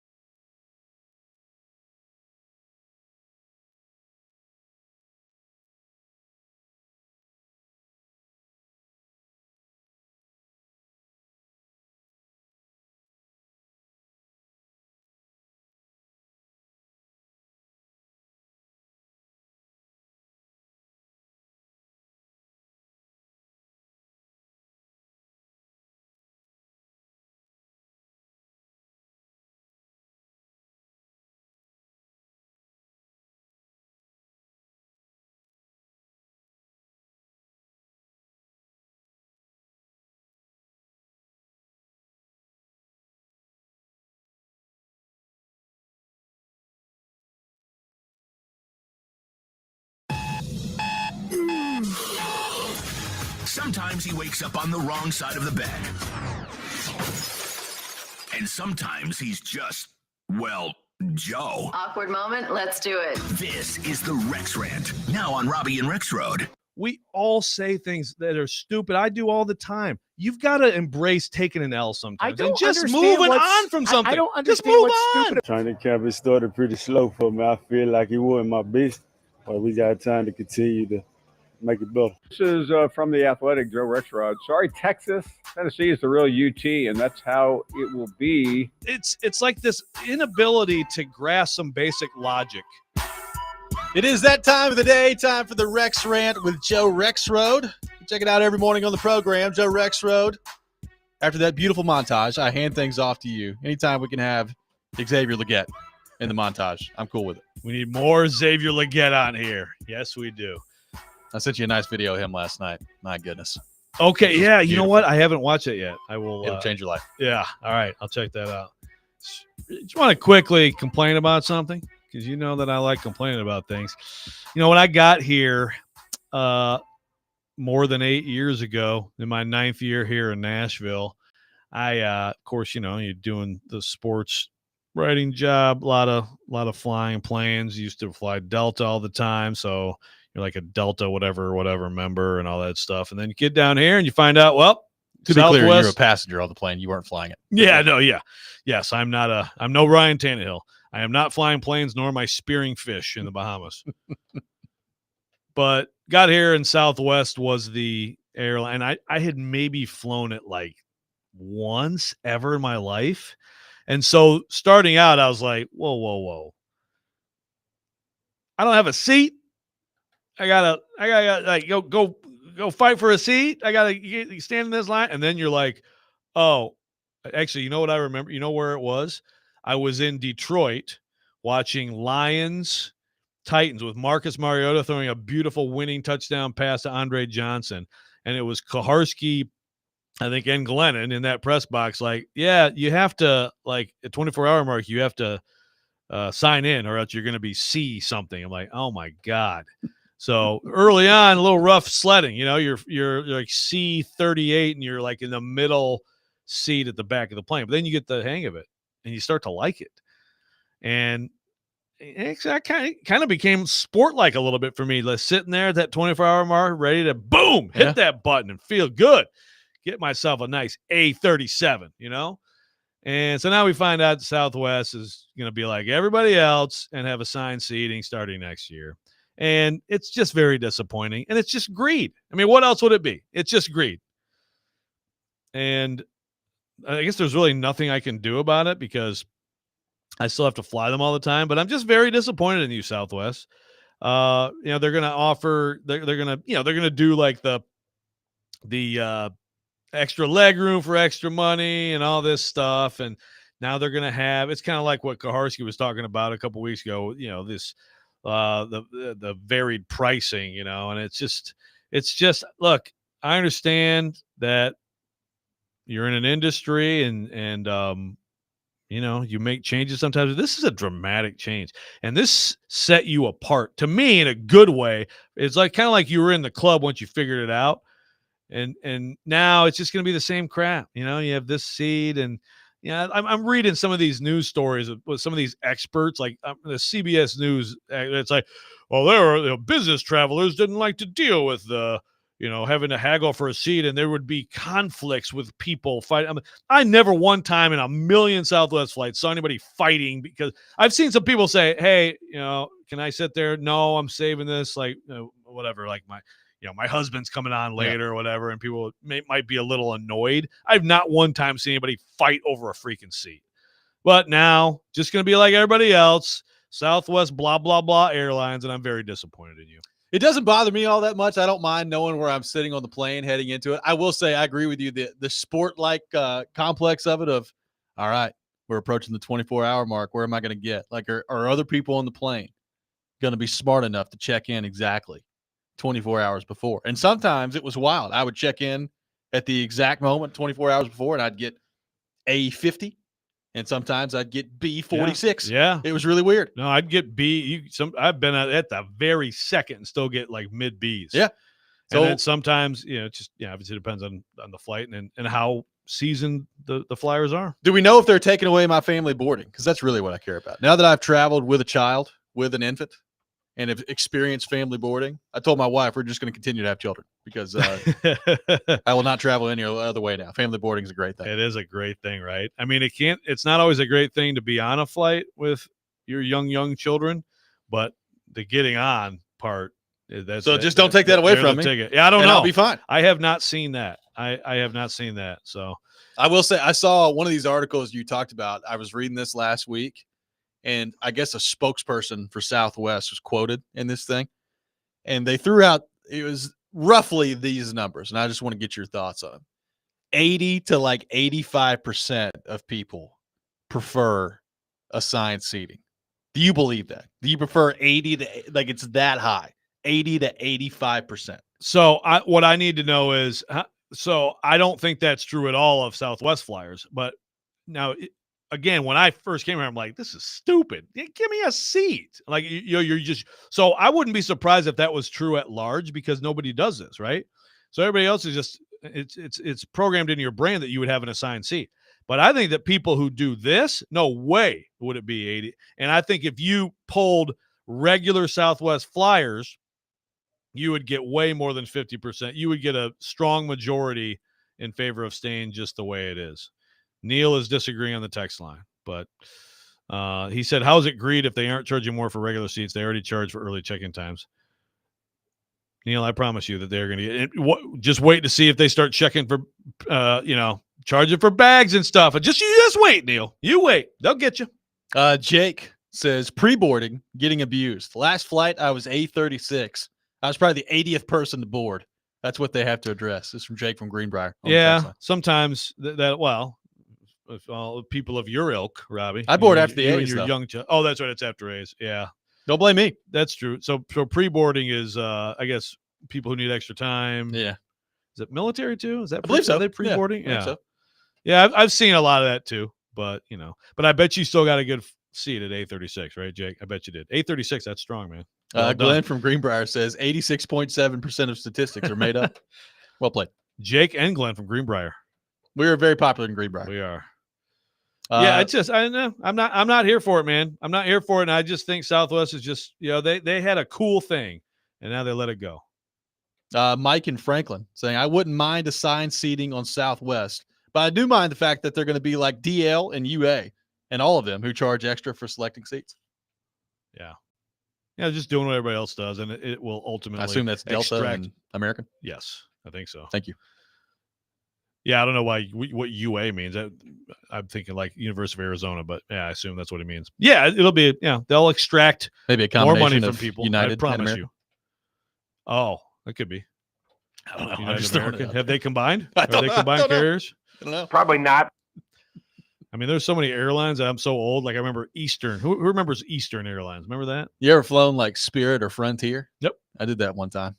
It was a questionable experience. Yeah. Well, if some of those Florida flights you get for super cheap, and they only go on like Thursdays and Sundays or whatever. Yeah, I've done that. When, Problem is the baggage charges quickly make up for the cheapness of the tickets. Listen to this. When my wife and I first started dating, neither one of us had any money. So we drove from Nashville to Atlanta to then take a flight from Atlanta to Miami on a Frontier flight. Wow. How cheap was that flight? I mean, the flight was like $96 or something like that. It's pretty good. Ticket. But then how much did you pay for like the parking in Atlanta? I mean, a lot. And then her windshield got broken on the way down there from a rock. So it ended up being a very expensive trip. Now her windshield got broken and she lost her cell phone while we were down there. Just in general, that really doesn't make sense to drive down there. Look, man, I'm I sorry. don't want to tell you, we were younger and broke. How old were you, Robbie? 25, 24. Okay, my age. Your age. Exactly. I wouldn't have done it. Thank you. 615-737-1025 is our phone number. Coming up next, Charles Robinson from Yahoo Sports will be with us. We'll get into the latest NFL headlines with him. Charles been all over the place with NFL training camps. Get his thoughts on what he's seen to this point as well. Robby and Rexrode, 102.5, 106.3, The Game.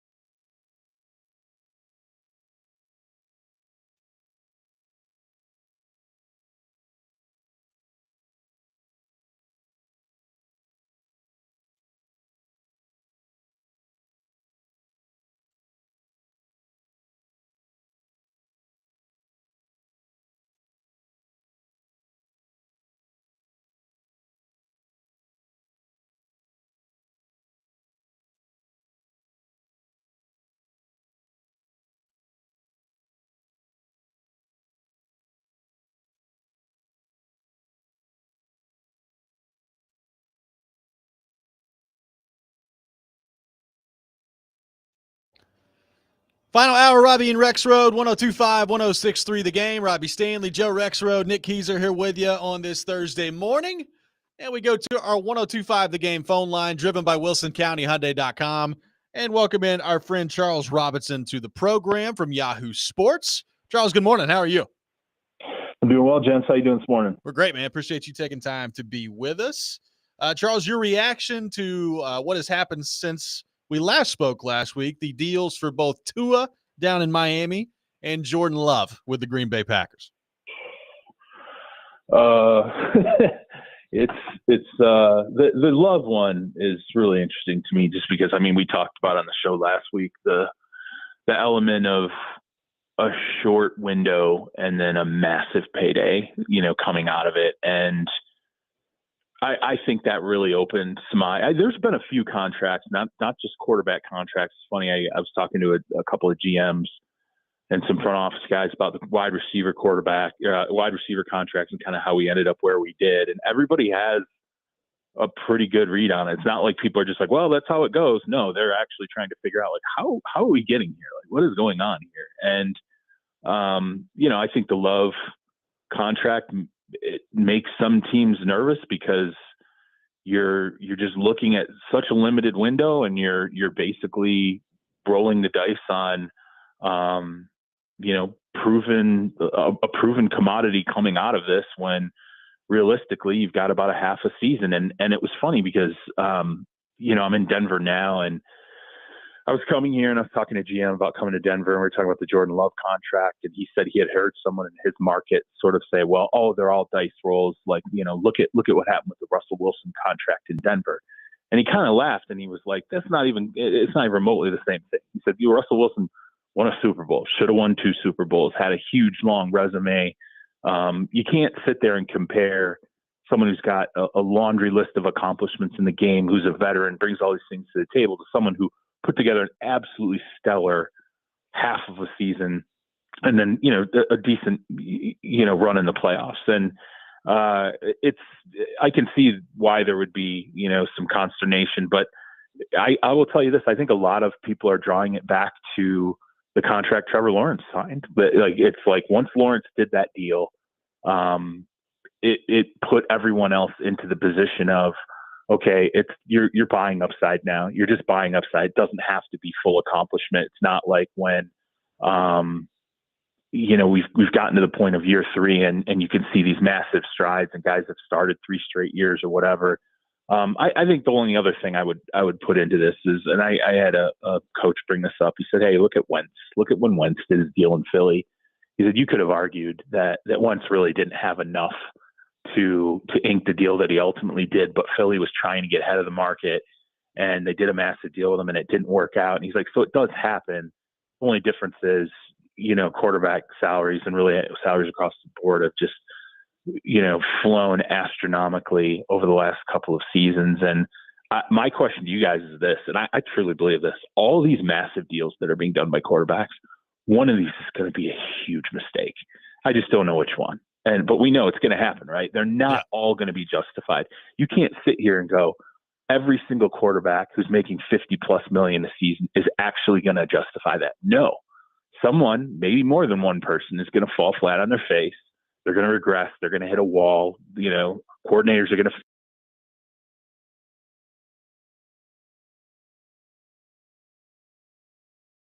to who have had seasons and periods where they looked hot as a pistol and looked like had they had an opportunity to sign a contract coming out of that, would have gotten massive deals. Unfortunately, they had to go through one more season, to get there. And that ambiance and that, shine kind of wore off. So I'm a firm believer that there's going to be a mistake here. And I wonder if that's going to lead to maybe some corrective measures in the future. Well, I think it's more than one, right? I mean, so it doesn't even have to be fall flat on your face, does it? Like if Tua is pretty good or Trevor Lawrence is pretty good, but they never sniff a title, isn't that also a mistake? I mean, ultimately, you're paying this money for all these guys to be better than that, and only a handful ever will be, right? Sure. Well, you become, I think, Kirk Cousins in Minnesota, right? Where it's like, he's paid, when he gets there, he's got a contract that puts him at the top of the league. And then it's like, he was paid a ton of money there for, for the window that it was. Now, now looking back, it's like, oh, now it all seems economical. I was kind of laughing with the Cardinals when I was there about the Kyler deal about, oh, geez, like that deal doesn't look nearly as bad as, people thought it was from the past regime. But, Kirk Cousins for the window that he was at Minnesota, if you go back and look at what he got paid and you go, okay, what were the results ultimately, what was produced, you would say that did not work, that they spent all that money trying to do what they could. And ultimately it was never brought together. Now you can't just blame that all on Kirk. There's a lot of different things that go into, building a team, but that's also part of what we're talking about with these quarterback contracts. I just came out of San Francisco and you hear all these people, who are upset about Brandon Ayuk, and they're like, why? They're going to get the deal done. They've always done it. They did it with Debo. Trent Williams is holding out. Like, what's the deal here? Like, why can't they just get these people paid? And I'm like, well, there's something coming. Like, do you not know that the landscape's supposed to change for the organization because Brock Purdy is going to get a massive contract extension next offseason if he just replicates what he did in 2023. He doesn't even have to expand on it. I think he just replicates it. He's going to get a deal that's going to put him near the top of the league, if not the top of the league, in terms of highest paid player. And, so it's just sort of this idea of like, why are you paying it? Is it the mentality of, look, contract negotiation agents, I get it. I have a litany of agents who are sources, and, that their approach is when they go to the table. If it's somebody who's in the conversation, say at like top 10, you just try to say they're at the top of the pile. You always try to make them the highest paid at their position every time they come up, if they're in that sort of realm. But I think it's going to take a team crashing and burning and somebody just going, you know what, we're not doing it. We're just not doing it. And that's the line drawn in the sand. And maybe that's what Dallas is doing with Dak. I think Dak will get done. Now that I've been through Dallas and kind of looked at it, I don't think he's the one that ultimately they would sacrifice. I don't think that. But they're also in a position where, Dak holds the cards and could leave. But if he leaves, I do think that's the element where you saw a franchise go, nope, we just have too many things we have to do here. And we can't just make a guy a $57 million a year quarterback or, $60 million a year quarterback. We have to change. You mentioned spending time in San Francisco. I mean, you could make the argument, I don't even know if it's an argument, that they've had the most talented roster the last few years. Now they've run into Patrick Mahomes a couple times in the Super Bowl, and that kind of is what it is. But how much pressure is on them to break through and actually get it done and have a championship to show for the team that they've built around Brock Purdy in the quarterback position? Oh, there's no question. Their GM, John Lynch, I was talking to him and I said, hey, I remember when you were on these Tampa teams, that with Tony Dungy that were trying to break through, and you're near the top for a number of years. And I said, it gets a little dicey when you're right there, but you're not doing it. And, Lynch is like, yeah, there is an element of when you're that talented and you're that close. He said, one of the things, kind of phrased it his own way, but it was like, you don't want to get rated before you win the prize, right? Like, you win the Super Bowl, you come out of it and people are going to raid your staff. They're going to try to poach your players in free agency. Some different things are going to happen, but you got the payoff.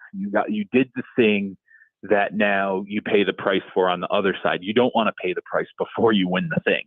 And that's kind of, when you look at the 49ers, what you're sort of dealing with the Ayuk situation, and then Trent Williams wanting to be redone, is that there's just money and other facets that are starting to pop up, and then also you're starting to see some veterans where you're like, okay, they're getting to this point in the window where how many more years can you expect them to stay healthy and have top level production? Like Christian McCaffrey's one where it's not like he's an old guy, but you've been blessed to get a lot of health out of him that he didn't have in that Carolina franchise. And so at some point you just worry that the critical mass arrives before you win the Super Bowl and it breaks.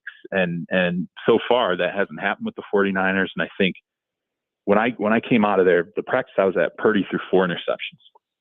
Should have been 5. And he started off hot, like looked great first half practice, second half practice, throws 4 picks, should have been 5. I talked to him afterward, and I was just like, hey, this is a matter of you like pushing the envelope. He's like, yeah. He's like, look, you got to figure out what you can or can't do in practices now, and this is the time to do it. If I turn it over now, it is what it is. I can't do it, during the regular season, but let's figure it out now. So you see, certain aspects of the growth, but I also walked away going, they got to get Ayuk. Like, he has to be on the field for this team. It's too important.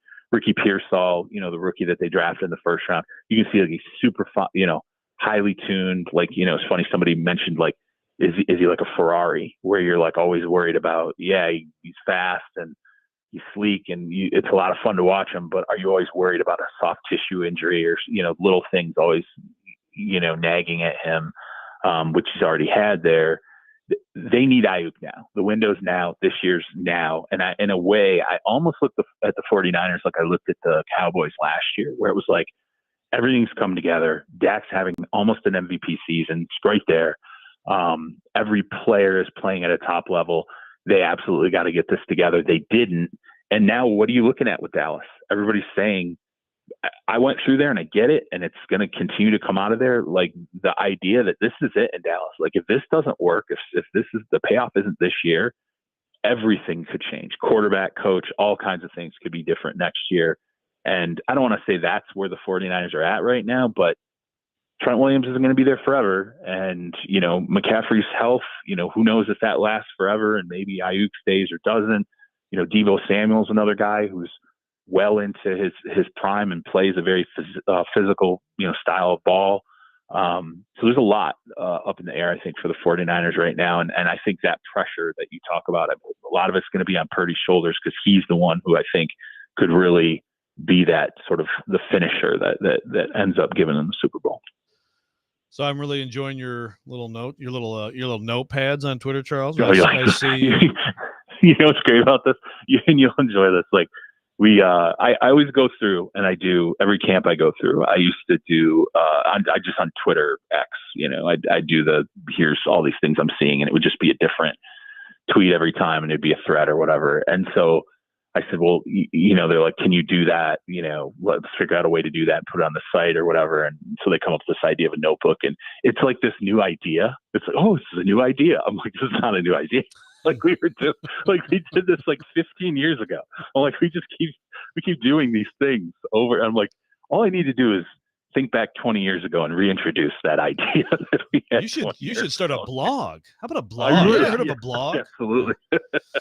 Podcast, right? Yeah, there you go. So, okay, so you're with the Broncos. I'll be interested next week to hear what you think of Bo Nix. You're in Denver today with the Broncos. So Texans, Rams, Cowboys, Chargers, Cardinals, Niners. So I mean, I have to ask, how's Coach Weirdo doing? How's the Harpster? Oh, yeah, he's good. He's funny. It was every guy you talk to in the organization, they have some version of he's his own guy. Their own way. They all kind of say it. My favorite though was being there. They have this train, like it's like a elevated metro train that runs by practice constantly. Like, it goes by. I felt like every 15, 20 minutes I'm watching like a metro train go by practice, and there's like nobody on it. Like, I'm like, what is this train for? Like, it reminds me of the train in Detroit that you and I would be familiar with that goes around the city and rarely anyone's ever on it. The People Mover? The People Mover, I used it during the NCAA tournament, but yes, point taken. Right. During an event, it gets used, but otherwise, like a Tigers game or whatever. But this is by practice. And so I'm sitting there and I'm like, man, nobody's on that thing. When the Chargers were in San Diego, they used to practice below this huge stone bluff, and there would always be like these conspiracy theories in the organization about like, do we have opponents taping us in like playoff practices and stuff from this bluff? And I'm like, I guarantee you there's going to be conspiracies about people being on the train. But Harbaugh starts talking about this train, and he says, he's like, I never see people on that train. He said, I actually saw somebody today. And he goes on this whole riff about the train. And then he goes, the Harbaugh fan, we're trained people. My grandpa was a brakeman. Or like, this is just the weirdest. There's no anecdote he doesn't have. And you watch one practice and I went back and I got the mic'd up practice and I watched it, and I can't even. He's got to have 100 a practice. It's crazy the number of anecdotes he's using with players and staff and all these different things. But yeah, I mean, they're they're hyped. I mean, they're definitely. I think everybody feels really energized under him, and I think the biggest thing probably coming out of there that I really had running through my mind was. Really two things. The GM he's attached to, Joe Ortiz, who comes out of Baltimore.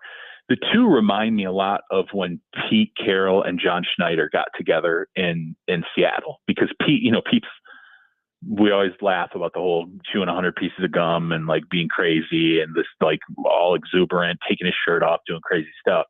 But being like a guy who loves to teach and he's always running around energetic in practice, that's a lot like what Harbaugh's like.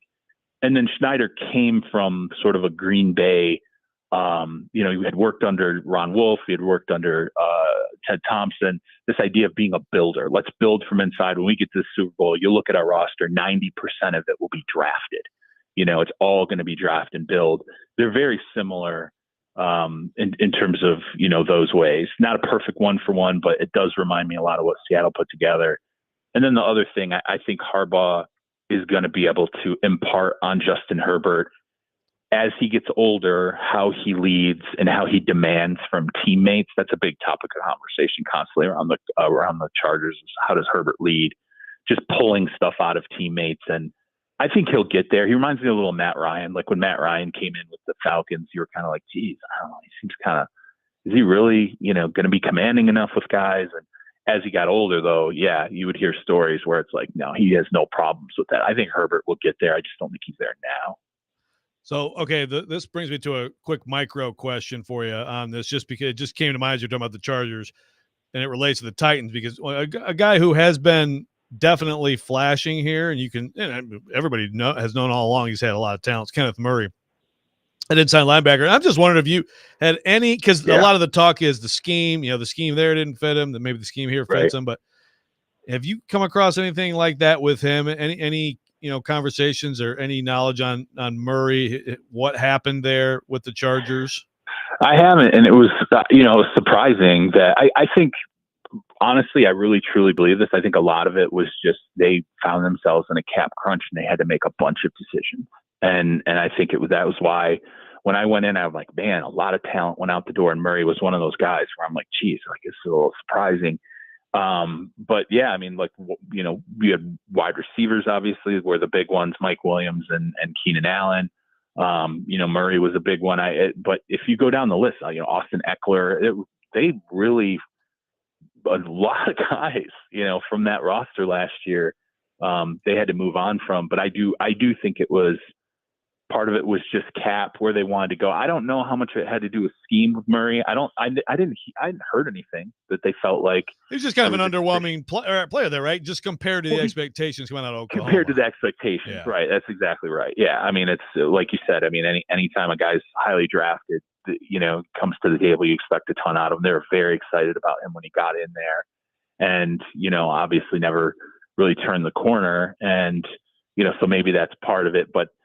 Yeah, I mean, schematically, Jesse Minter, some of the things that maybe Minter brings to the table, Murray wasn't a perfect fit. But I do think, too, like I said, I think part of it's cap, part of it's scheme, part of it's culture. It's, a multitude of different things, really. So, but somebody could be asking me the same question maybe, and I hate to. What if Treylon Burks goes somewhere next year, and Treylon Burks pops and is having a great camp, and somebody says, what happened? Like, did they not like him? What was the problem? Why didn't he work out in Tennessee? I think it's kind of a similar situation to that. He's playing well, by the way. He is playing. He looked pretty good yesterday. I heard Des Bryant was really high on him. He was. That's right. He was. On the Arizona front, so you spent time with the Cardinals. Kyler Murray and what he's going to be there. Fascinating to me this year, but what's been the talk on Marvin Harrison Jr. to this point in camp?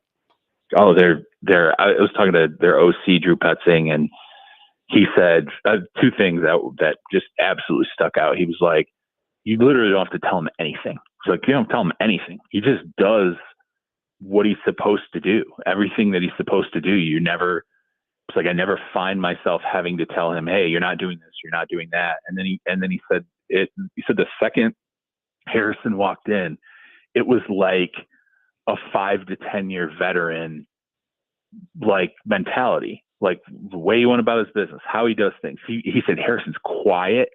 He's like, he doesn't, like, in terms of, you expect somebody coming in at that pick with that reputation, and he's a wide receiver, the showboaty quality that we expect from wide receivers. They all the top ones have. I mean, Justin Jefferson, let's be honest, wide receiver was nothing but, a fun kind of ride watching him be who he was.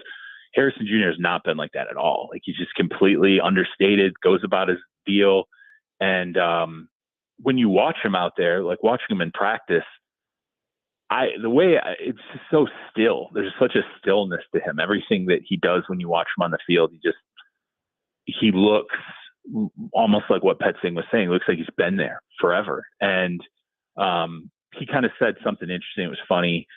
He was talking about like the expectations and, Larry Fitzgerald, you're really the biggest guy to come in. There's sort of these Larry Fitzgerald expectations. And, he kind of laughs. He's like, my whole life I've been compared to like a Hall of Fame wide receiver. Yeah. He's like my dad, he's like, this isn't anything new to me. So it was another thing too.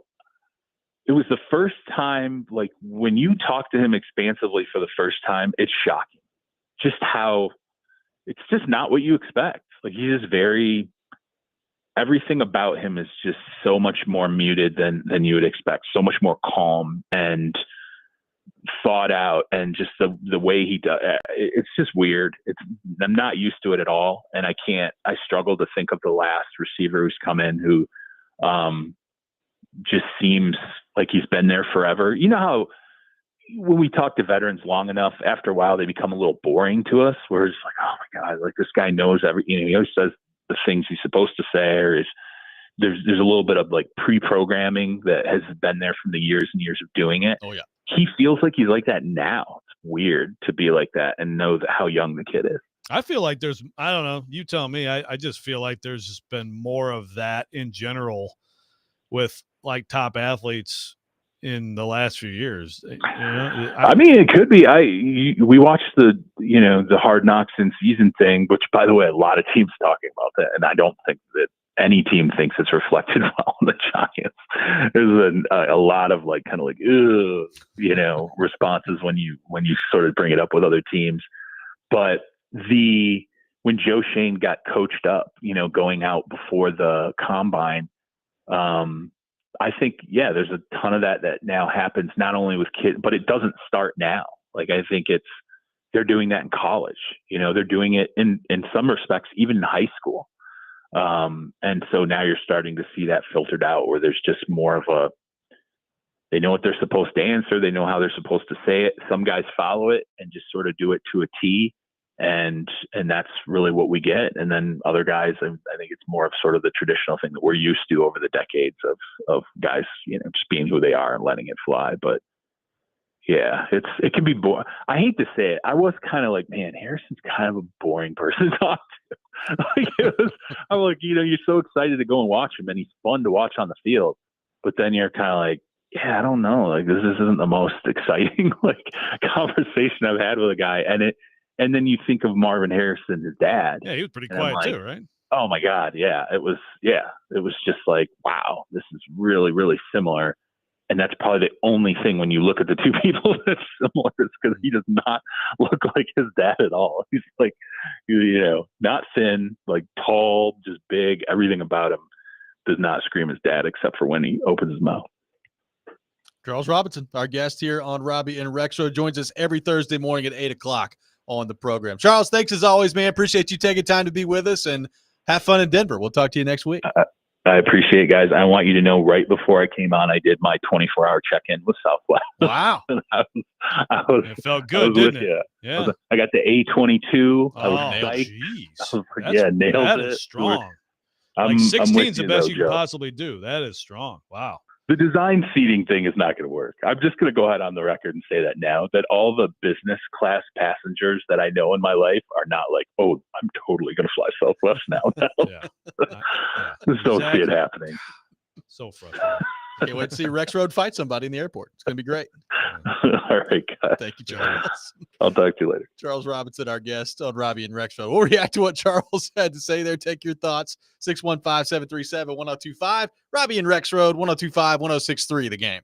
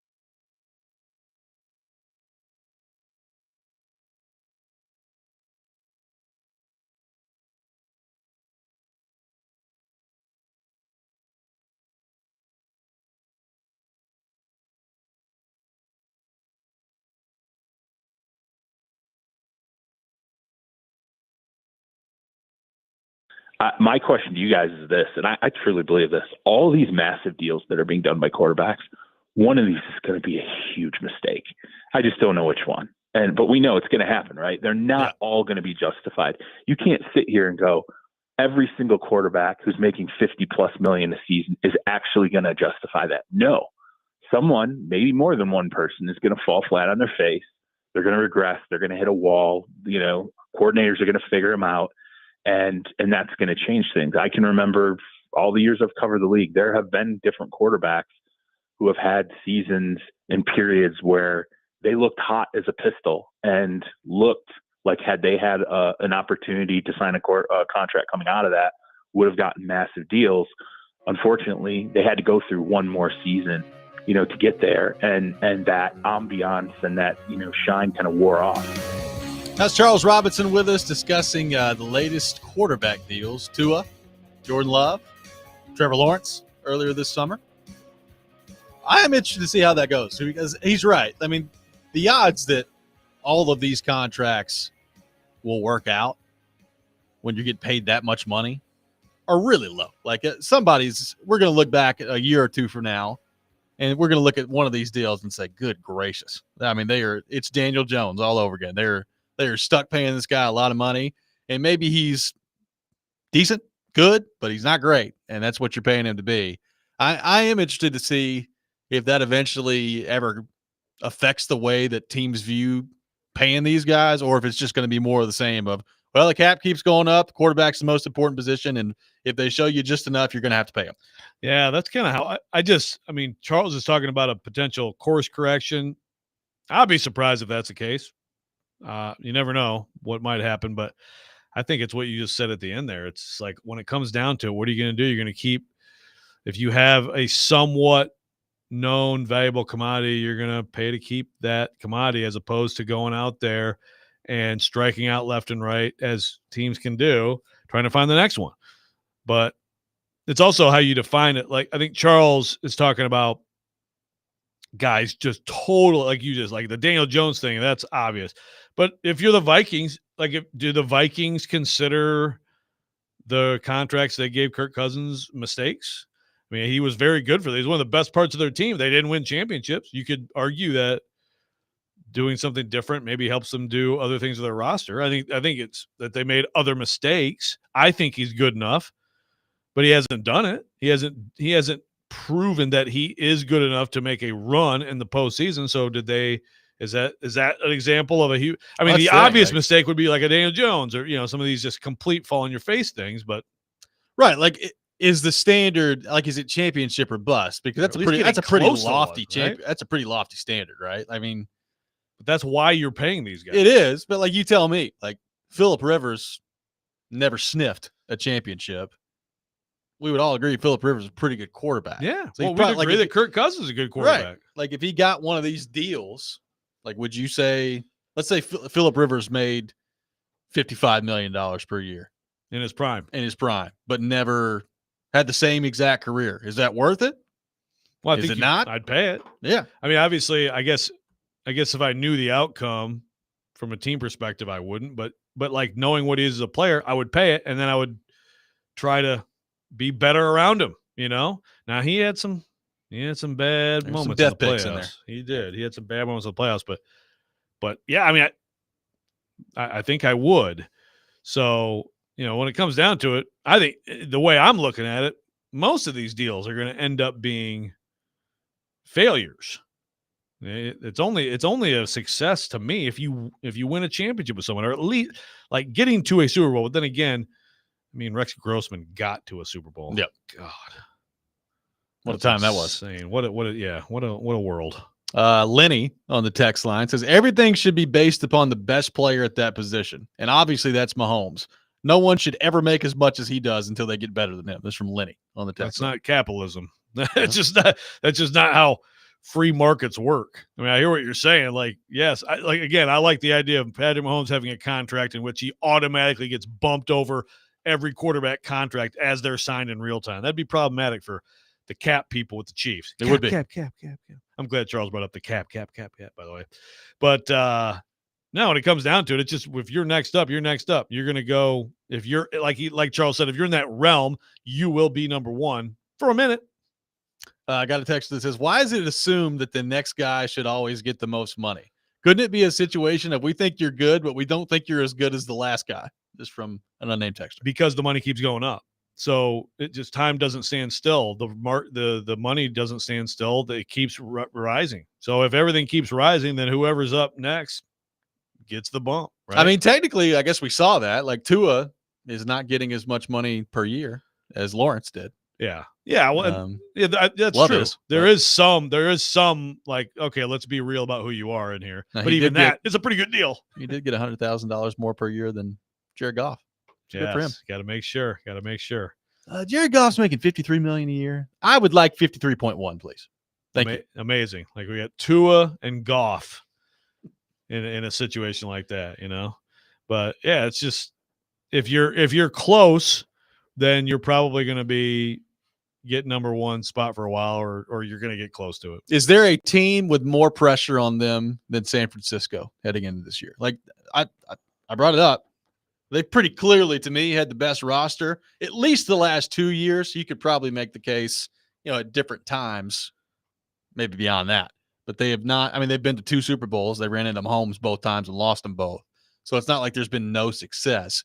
But, I mean, it would be, I'm sure, incredibly disappointing for them to have the roster they've had for such a long period of time at this point and to never have it pay off with a Super Bowl. Yeah. No, it's I think they are absolutely number one. Chiefs are just, hey, house money. Let's see if we can get 3 in a row. There's a lot of pressure on the Eagles because of the way things fell apart last year and what we thought they were. But Cincinnati, I would put in there. Yeah, I think that's fair. But no, the Niners are absolutely number one at the top of the list. I mean, and it's even with Shanahan, he's obviously a great coach, and I think he's one of the best. He's probably the best schemer in the game and all that stuff. Also, though, like it is ridiculous when you think about Ayuk and Debo and McCaffrey and Kittle and Trent Williams at left tackle, and then the talent they have on defense. It's a team. They have to win a championship this year, and you look at it like the way Charles just laid it out for us. I mean, it's not easy to keep everybody happy, keep everybody together, keep everybody healthy. It's a really huge year because Brock Purdy is going to get a massive deal, and that does change things. More of your thoughts on all things NFL on the Titans coming up next, 615-737-1025. Interesting text from Dylan that we'll get to coming up next as well. You're listening to Robby and Rexrode, 102.5, 106.3 The Game.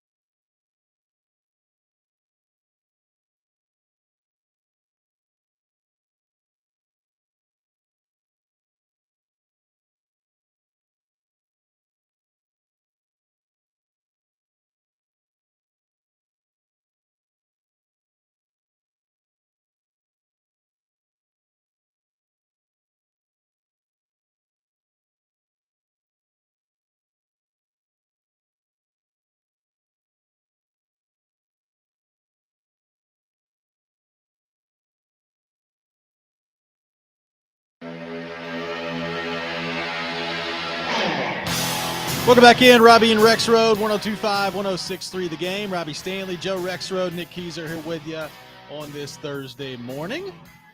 Taking your thoughts, 615-737-1025. Tune in to 94.9 The Fan today as the Sounds take on Gwinnett. Pregame at 5:50, first pitch at 6:05. Coverage also available on the 94.9 The Fan app and at 949thefan.com. Sounds baseball presented by Twin Peaks, Family Leisure, 5 Points Roofing, Caudill Vet Clinic, and Busy Bee Plumbing, Heating, and Air Conditioning. Dylan on the text line says, I wonder how long before other players get upset that quarterbacks are making astronomically more than them and they demand more. Then you'll have a situation where you can either pay a quarterback a ton of money and have crappy players all around him or just build up a decent team. The QB money needs to come down a bit and distribute it amongst the rest of the team. I mean, okay. They can say whatever they want. Do you want to play in the league or not? Here's the market. The market is the market, and it's never going to change. Like, never. That that the quarterbacks are going to be way higher paid than everybody else, and their inflation rate is going to be a higher rate than everyone else. By the way, they should be. Like they should. Yeah, be. they should be, and you can complain about it all you want. It's like the running backs last year. Hey, good for them. Like, I like the idea of them. Hey, let's get together and see something. Can we do anything? Or at least let's have a support group for each other, because all these other positions, forget quarterback, offensive guards, inside linebacker, like everybody else, their money keeps going up and ours is going down. Yeah, but that's just the market is going to dictate it. And I mean, you can complain, but I mean, if you're a really good offensive guard and you get a second deal, it's still a lot of money.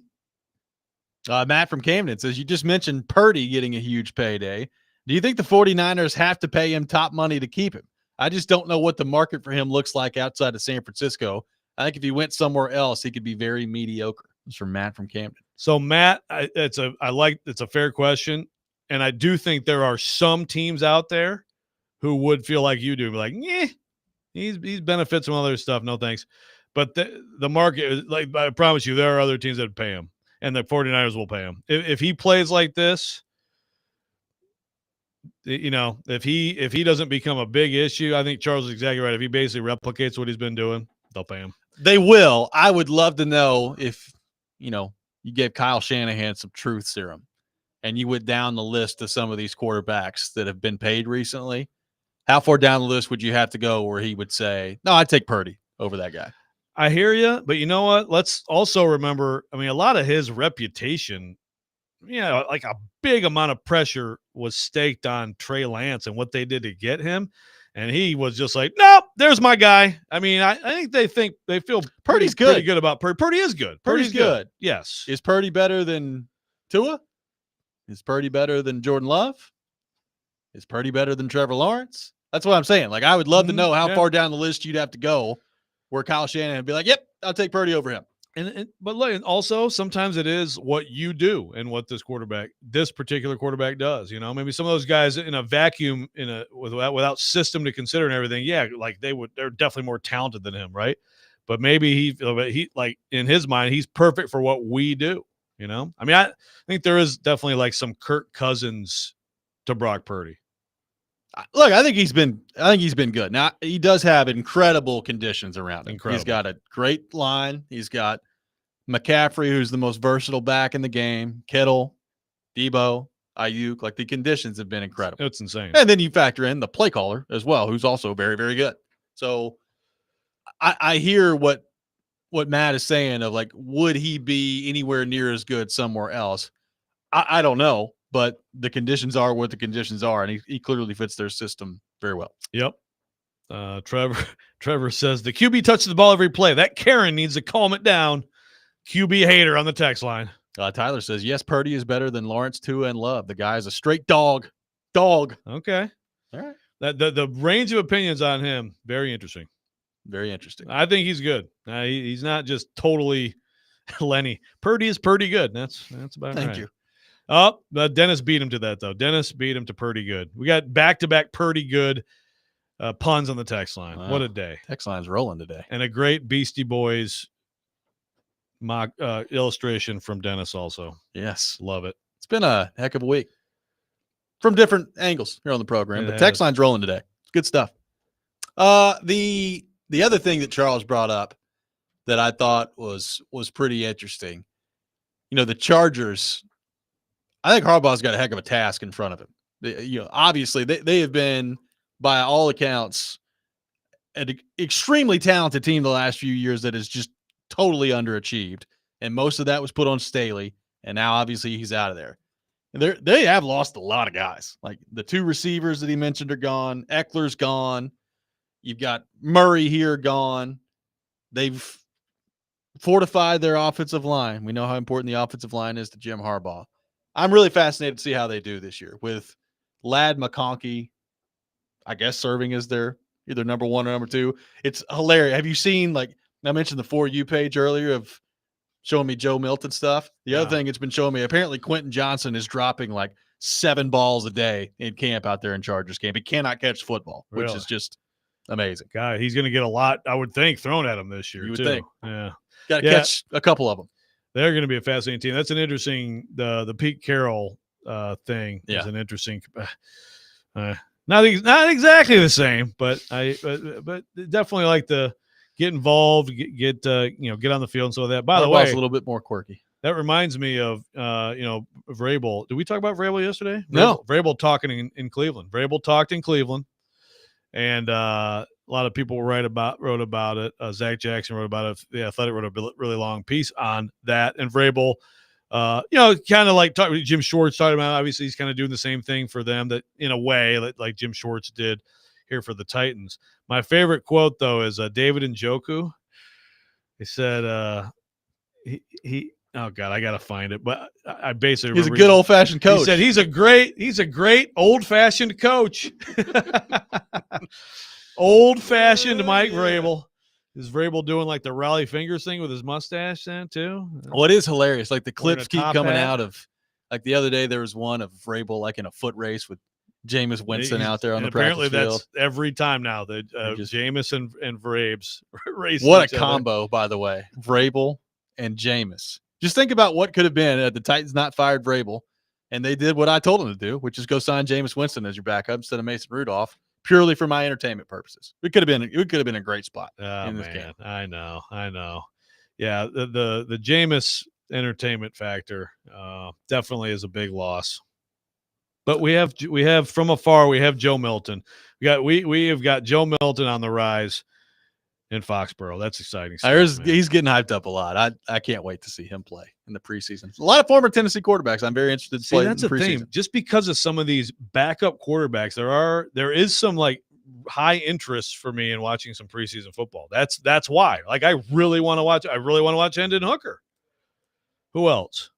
Not going to be any high interest in me watching football tonight. I have no interest whatsoever in the Hall of Fame game. Who is the Texans backup? I guess my guy Davis. Is it?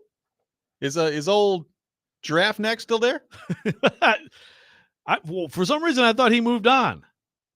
Oh, we would have seen that coming a mile away. He's yeah, still okay. there. All right. So I guess, well then, how could you then not, I'll be not want to watch I'm that? locked in tonight. Come That just on. changes everything. We found your way to the Hall of Fame game. That does it for us today on the program. Chase and Big Joe coming up next live from the Omni Hotel. You're listening to 102.5, 106.3 The Game.